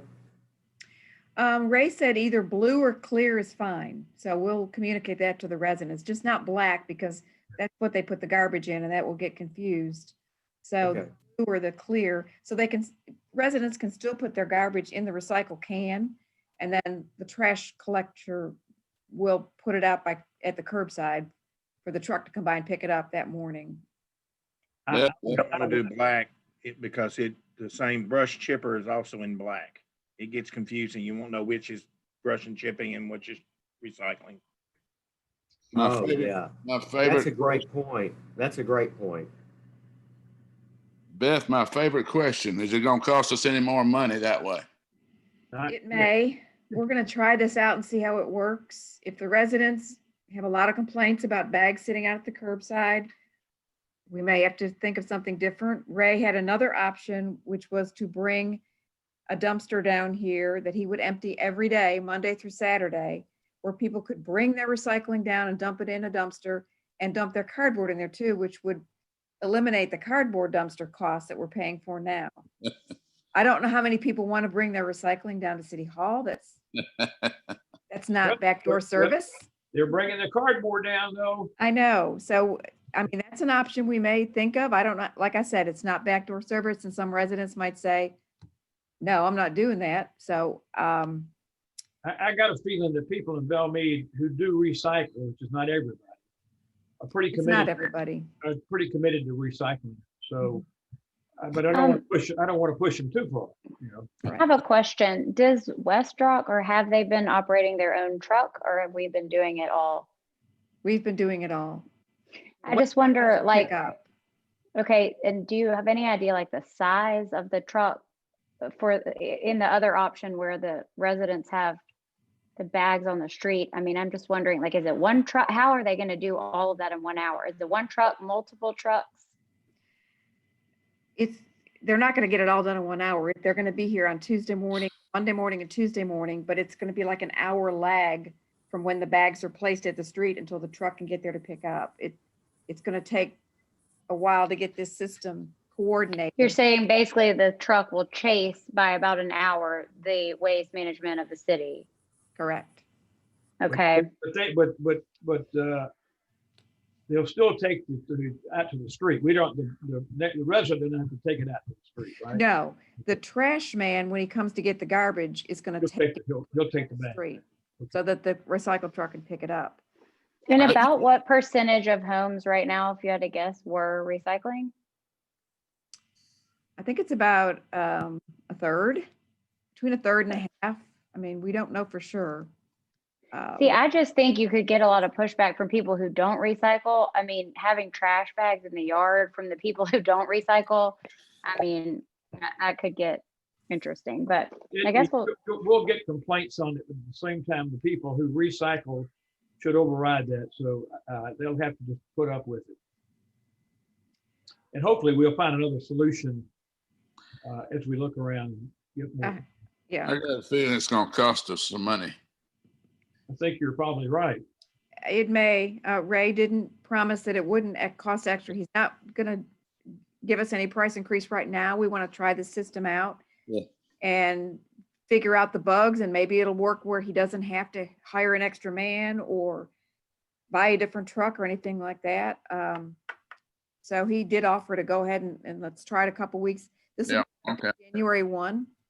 So it seems like it's going to take the guy picking up the trash a lot of extra time, you know, because all of our driveways are different. You got some that are super long, and that's going to be a pretty long haul out, and others that it's super close. So, well, I mean, we just have to see how it works. Well, they're doing that now. It's just a matter that they separate it. They just take one bag out, put it in the yard, I guess, and then they leave. They put their trash in the other one and leave. So, but it will create more time. I do think it'll take more time, but it's probably not getting it out. The only advantage, Mayor, is that truck will not have any, the compactor will be able to, in the 2 days, he'll be able to compact all the recycling in that one truck. We won't have time going back and forth, which will help shorten that time that it's out in the yard, Does that make any sense? Yeah. So what's the next step? We just have to wait. Is it a wait and see deal right now? right, communication to the residents about this system, and then we'll try it out in January and see how it goes. Okay. At least wait till after Christmas, all the Christmas wrappings and stuff. I know that creates a tremendous amount of recycling. Yeah. Okay. It does. Okay. Any other questions? I think Laura Cathy must be that 205 area code, Alabama. She on? I am. That's me. Can y'all hear me? I thought that you. I'm sorry. I'm in the car. Actually leaving Dixon. So, Chief, I'm in your stomping ground, your new stomping ground. Well, you're coming through loud and clear. You want to make your report? Okay, good. Yes, I'm going to do it while driving. so it's going to be succinct for the first time ever. We met a few weeks ago. We met 2 weeks ago, 1 week at something. I don't have the date. And anyway, it was a great meeting. We had Alicia from Kimley Horn join us. And that was great because she is the actual landscape architect who's going to be working, you know, with Belle Meade together and Kimley Horn and all of that wonderfulness. So it was really good to meet her and start that relationship with the members of my committee. So that was just great. We talked a lot about how that relationship's going to work and what it's going to look like. And we really also talked about series is now that we're sort of getting into our groove, we're going to be starting our 3rd year in January. We're ready to start looking at, you know, the financials. We've never really done anything on the financial side. So we're taking a look at our numbers and where we are and what we have. And, you know, I always give a report of donations and our fundraising campaigns, but never really how much, what we spend and what we spend it on. And so we had some discussion on that. And so Lee, I'm going to get with you sometime next week. Well, next week's Thanksgiving, the week after, and talk about, you know, we really want to understand that we do some plantings, we do all plantings, and then we do some maintenance, but not trimmings, and, you know, what islands and what water and this kind of thing. So a breakdown of what we're spending and where we're spending and how we're spending. And, you know, there's just a big interest right now in making these gardens more sustainable, you know, pollinator gardens and planting perennials instead of annuals, and just trying to see where can we, especially with COVID and our giving is down, where can we sort of cut back and where can we shift our focus?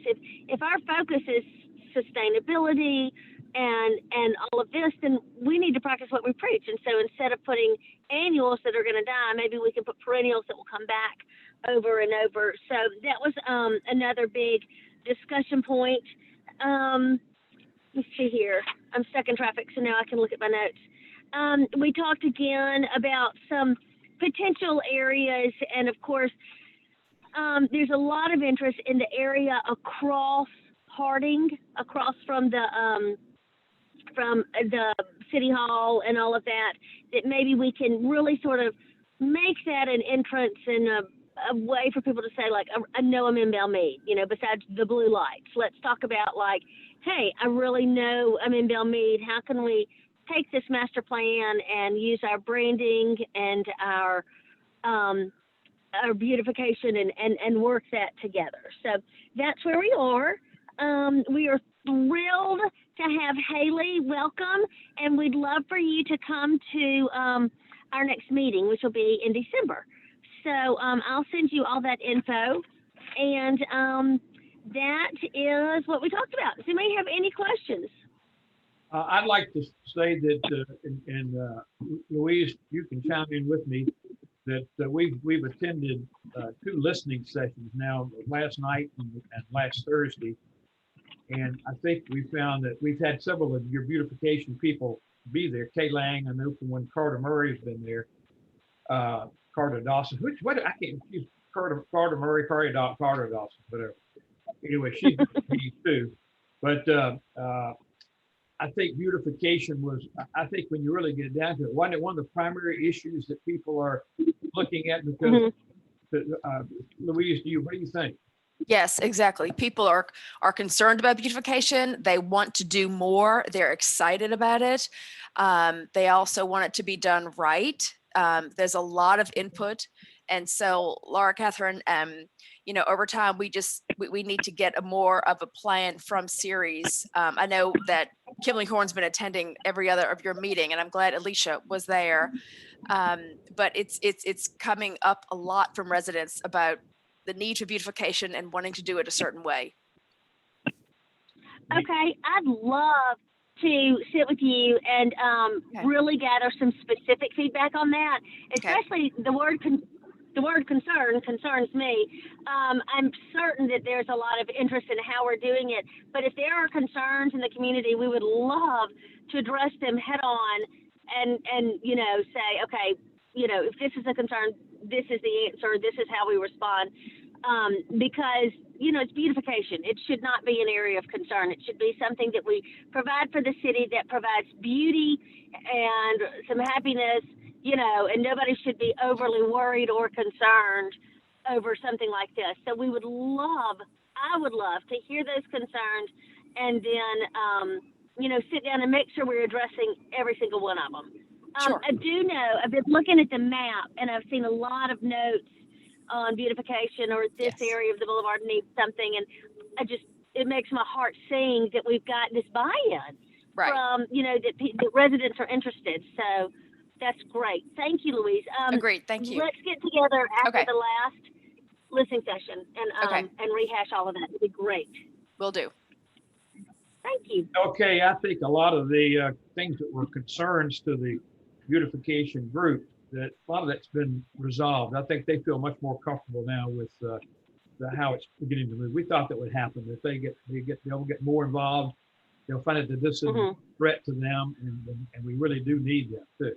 Agreed. Yes. Agreed. Yeah. I've got well, one. And we can use our. Oh, you can go, Bob. Can you hear me? Yeah.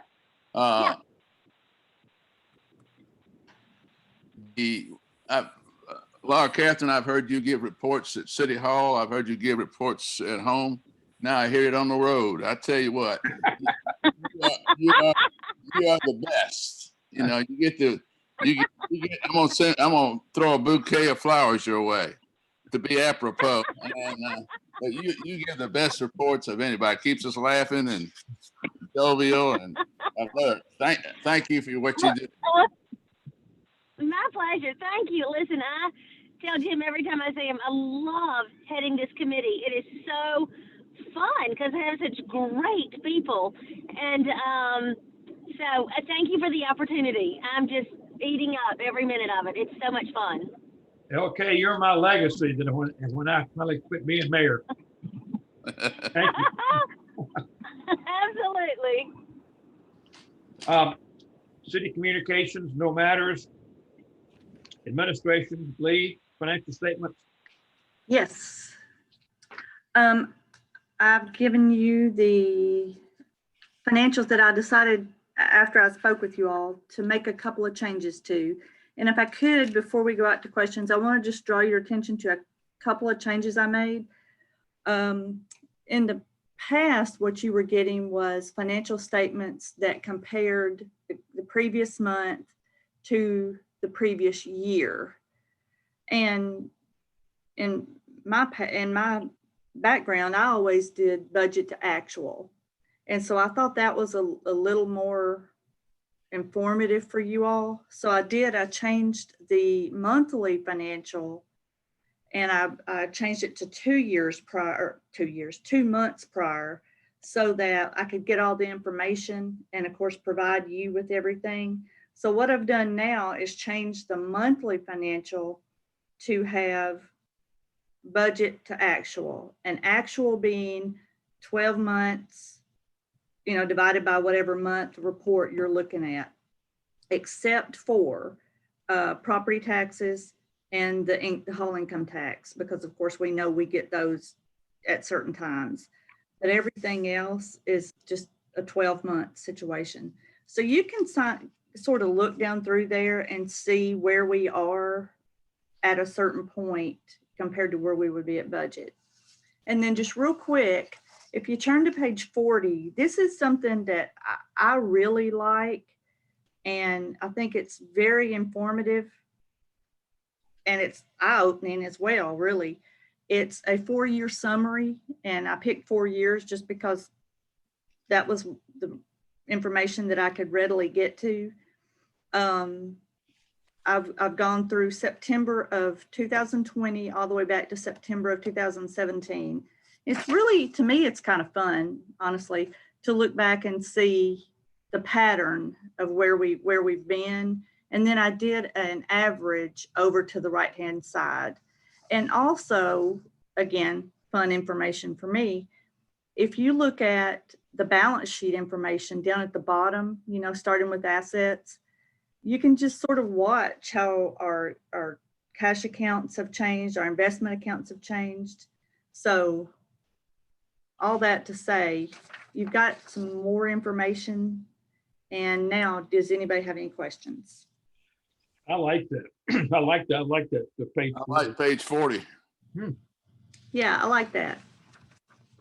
Haley, you can spend some time with that too. That kind of give you a good history. Good time to be seeing that. Yeah. I got That's right. One question. I don't see the sheet on the CD laddering. It's, I noticed it's further back. It's on. What page is that?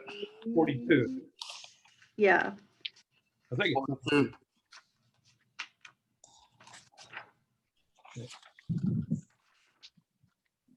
That's the, no, that's the. I skipped it myself. I saw it earlier because I looked for it myself. It's well, I thought I did. I saw it. I looked through it. I couldn't find it. Well,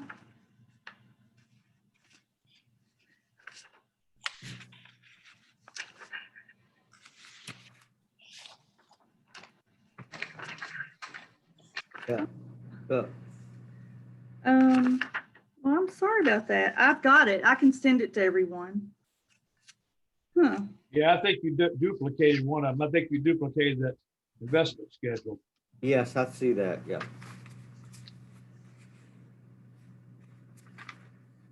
Yeah, I'd like to see it.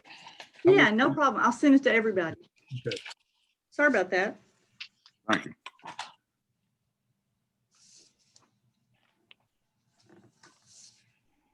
Any other questions? No. Do you have anything else to add?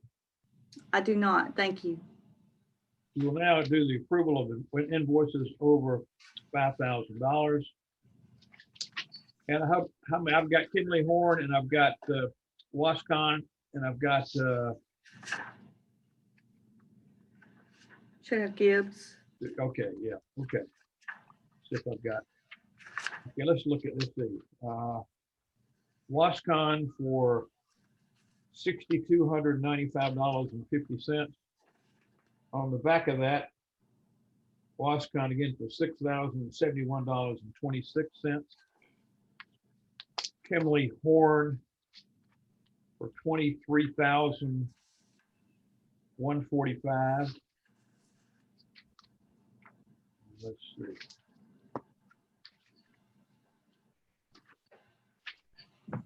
And Gibbs Brothers for $96.89.29. Is that it? That's it. Is there a motion to approve those four? Or was it for four invoices? What was the amount of the Kimley Horn? 23,000. I got to go back and get it. Okay, so that was the one we got a new one, right? Yeah. Okay, got it. Okay. I move that we approve those invoices over 5,000, including Kimley Horn, Gibbs Brothers, and the two with Wascon. Thank you, Rusty. Is there a second? I second. There's been a proper motion and a second. Let's have a roll call vote for approval. Louise Bryan, aye. Haley Dale, aye. Jim Hunt, aye. Rusty Moore, aye. Bob Weagle, aye. Okay, good. Okay, request to extend the janitorial contract. Beth, do you want to talk about that? Yes, their 2-year original contract has expired, and I would like to recommend we extend it. We have the option to make 2 one-year extensions. So this will be the first 1-year extension. They're doing a great job. They're very responsive anytime we need anything done. Haven't had any security issues? No issues. All right. Is there a motion to approve the 2 additional 1-year periods for Pro Image Facility Services. Well, it's just 1 year. 1 year, which 1 year, okay, the current price, Yes. $1,402.49 per month. So moved. Louise Bryan. Is there a second? Second, Rusty Moore.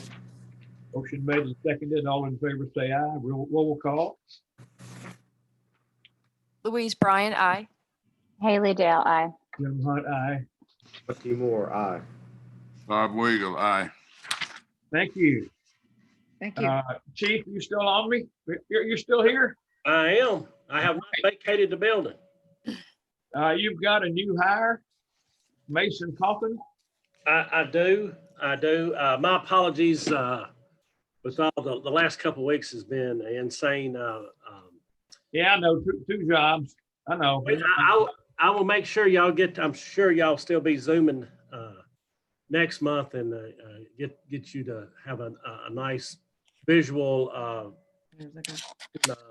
Mason comes to us, and we've got one of the dispatchers is going to be attending police academy in January, and so because Dee will be retiring, and so we're trying to make sure we're ready to hit the ground and running and be ready to go when Dee retires, and Billy Scarborough will be replacing her, and Mason will be replacing his training. I like to report his training is going along very quickly. Don't y'all call down here and mess with him. He has an associate's in psychology, so maybe a fairly dangerous fellow, but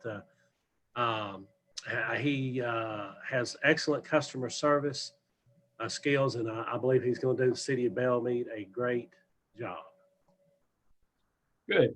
I think in the future, Chief, this won't really apply to you, but I'd like to have a dispatcher come to our meeting so we can meet the dispatchers. I think that's one of the roles that we don't ever see the dispatcher unless you come down to City Hall, and then they're busy when you come down there. So right.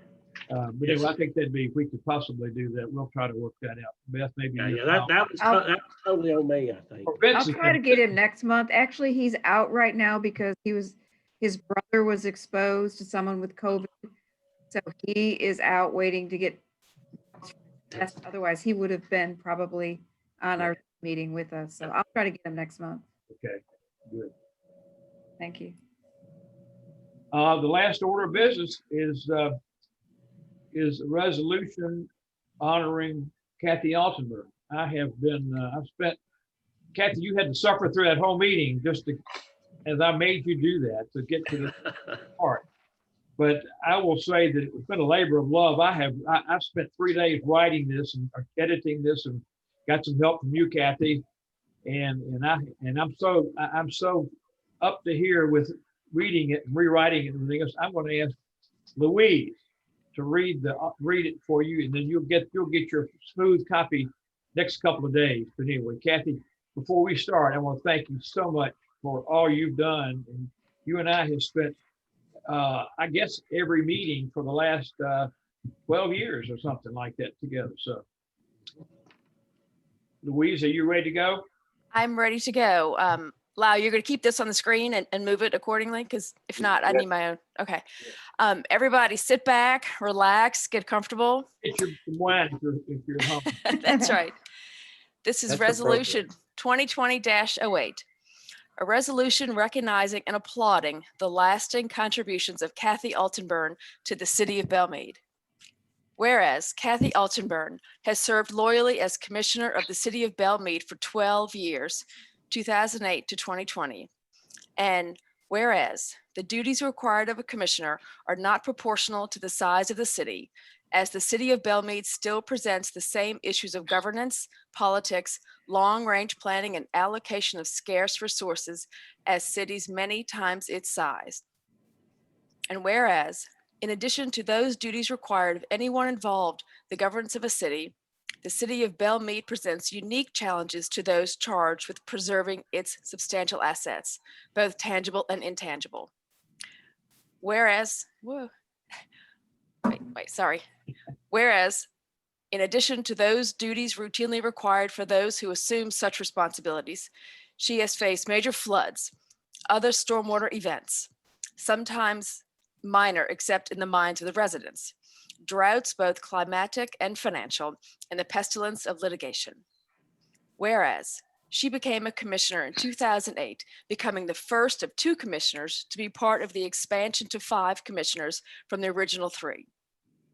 Whereas she has contributed to the public discourse of current events and governmental affairs on which this great country was founded more than 200 years ago, eschewing the anonymity of the internet, reportedly founded by Belle Meade resident Al Gore, in honor of the proud traditions of the constitutional debates of 1787 and our legal counsel's attempt at enforcement of sunshine laws. Whereas, having undertaken these serious duties, fully understanding the burden of exercising her discretion in deciding matters that encourage legitimate debate, and exercising the courage to resolve important issues for the long-term benefit of all our citizens, she has contributed daily to the welfare of this city and its citizens. Whereas, she has made these contributions using her unique combination of intellect, experience, wisdom, judgment, finely tuned political instincts, public trust, and business acumen, not to mention the ability to field random calls at all hours of the day and night about matters not within her control. She still considers her favorite things about being a commissioner as has been the people, meeting residents she would never have known, and the amazing and dedicated staff that runs our city so well. Whereas, in addition to her primary duties as commissioner, Kathy held various assignments. She has valiantly led the effort to preserve the beauty of our fair city without falling back on architectural review and other obstacles. Successful re-energizing the Series Society and taking annual fundraising to record levels, then serving as representative of the formalized Beautification Committee. Kathy was an active participant in the first annual Commissioner Retreat held at Lowe's Vanderbilt Plaza and has remained a strong advocate of these retreats. The second-year retreat, lack of adequate space and noisy ongoing construction, forced a move of future retreats to the friendly and convenient confines of Belle Meade Country Club. These annual retreats have created prioritized lists of hopeful improvements, which have become a regular function of commissioner duties. Kathy, even without initial unanimous agreement, supported Harding Place sidewalk construction. This proved to be a vote with positive long-term consequences. Conversely, she supported, albeit with hesitation, the recommendation of 1-lane closures to allow for bicycles and pedestrian traffic along the south portion of Belle Meade Boulevard. The turning point in the discussion was led by a postman's rant at commissioner meeting, then exacerbated by the traffic engineer's failure and the commissioner's failure also to recognize the number and size of crosswalks and other road markings used following the repaving of Belle Meade Boulevard. Several of the city's frequent flyers called to suggest renaming Belle Meade Boulevard. Whereas, as a result of her leadership, including delegating expertise, the city of Belle Meade has been well managed fiscally while preserving public services, improving its infrastructure, and assuring the general satisfaction of its very demanding citizens. Kathy oversaw the decisions following hall tax elimination. Mechanisms were established that assure the city will continue to be fiscally healthy and a desirable place to live. Whereas she has done so as a volunteer without monetary compensation, acting as an involved and responsible steward of the city's assets while always planning for the future. Major events during her reign as commissioner, the devastating flood of 2010 and the COVID-19 pandemic. The city was so well managed during both of those times that there was no disruption of services to residents. Lest we forget, the crazy who marched alone on Belle Meade Boulevard with a long gun attended one of our meetings proving his freedom of expression and the Second Amendment.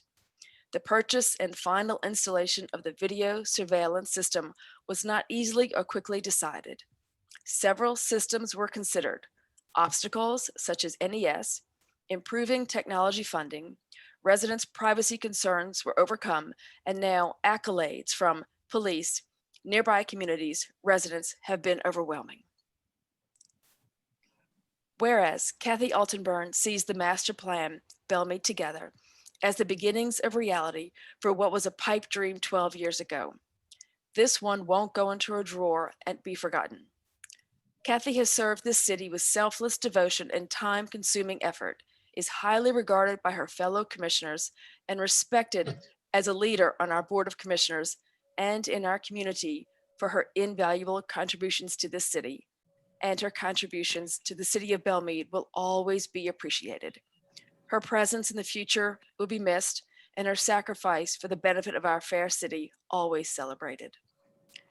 Whereas, and most importantly, her fellow commissioners have said, Kathy cares deeply about Belle Meade, its citizens, and the issues the city is facing. She strives to leave things better than she found them. She is passionate, opinionated, and willing to fight for what she believes in. She is funny, witty, and likes to share a cocktail or glass of wine at the end of the day. She adds, I know the city is in good hands with Bob, Rusty, Louise, Haley, and Jim. I look forward to more great work from our commission. Beth and Lyle are leading our staff well, and the future looks very bright, in spite of the challenges of a pandemic, metro tax issues, and other hiccups along the way. It has been an honor and a privilege, Jim. I am not going anywhere, so maybe I will find a different way to be involved. Now, therefore, in recognition of her many contributions to the city of Belle Meade, be it resolved, the city of Belle Meade, while bemoaning the retirement of its selfless public servant, Kathy Altenburn, recognizes her many contributions and wishes her the best in her retirement from public service to the city. Section 1. The city of Belle Meade, acting through votes of its commissioners, recognizes, lauds, and applauds Kathy Altenburn upon her retirement as commissioner of the city of Belle Meade, and thanks her for lasting contributions and enduring legacy of service to its citizens. Section 2. This resolution shall take effect from the date of its adoption, the welfare of the city of Belle Meade requiring it. Kathy, bravo. Mayor, I y'all think so if there's a motion to be made, I think Louise needs to make it because she read this. Well, you got a minute. I read it and rewrote it. So I would say that the part about getting to know so many different people and working with all of y'all has just been the highlight. The staff's great. We're in good hands, y'all. So, and I visit the dumpster and cardboard almost daily with my Amazon packages. So Larry can tell you. But anyway, it's been a great run. This is a long time, but I've enjoyed it, and it really has been a privilege. Does anybody else have any wine toast? I've got I'm going to have one in a little bit. I have a bottle of water. Thank y'all. I don't want to see anybody always pulling their wine bottles or whiskey bottles out of their drawers. And I'm not going anywhere, so come visit. I'm usually here. Thank you so much. You and I have served that 12 years together, and there are a lot of things we probably can't talk about, but I know that I want to talk about the noisiness. Remember the hotel? Lowe's oh, hotel? yeah. They were hammering or something. Oh, my God. It was awful. That was at that first retreat. And I did tell Jim, too, thank goodness for Ed Freeman making that first retreat happen, because it's been such an asset. So many things like that have come to fruition that previously were just difficult to get going. So well, thank y'all. It's a great non-paid act to do this. And it takes a lot of commitment, but it also takes having fun doing it. I mean, I know it's been fun for you, Kathy. It's been fun for me too. Learned a lot and I enjoyed it. So thank you all so much. Thank you. Thank you, Kathy. Come see me. Thank you, Kathy. Thank you, And Kathy. Thank you, Kathy. We need you. Thank you.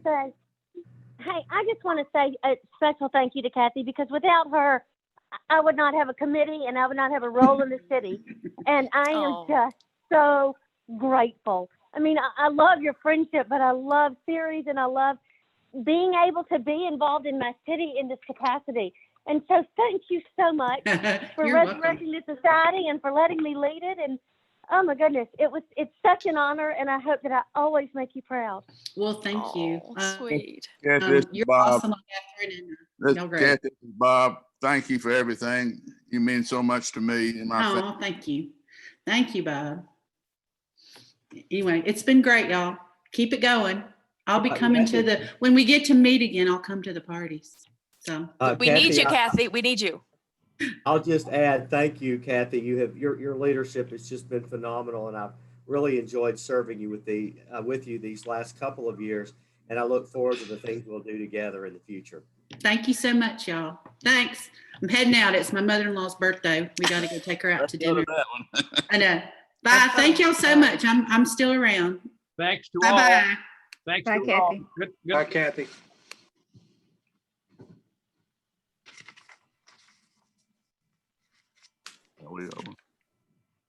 Mayor, do you need a motion to adjourn?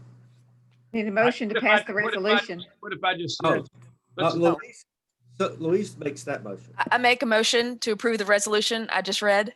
oh. I'll second it. All in favor, roll call. Louise Bryant, aye. Haley Dale, aye. Jim Hunt, aye. Rusty Moore, aye with an exclamation point. Yeah. Bob Weigel, aye.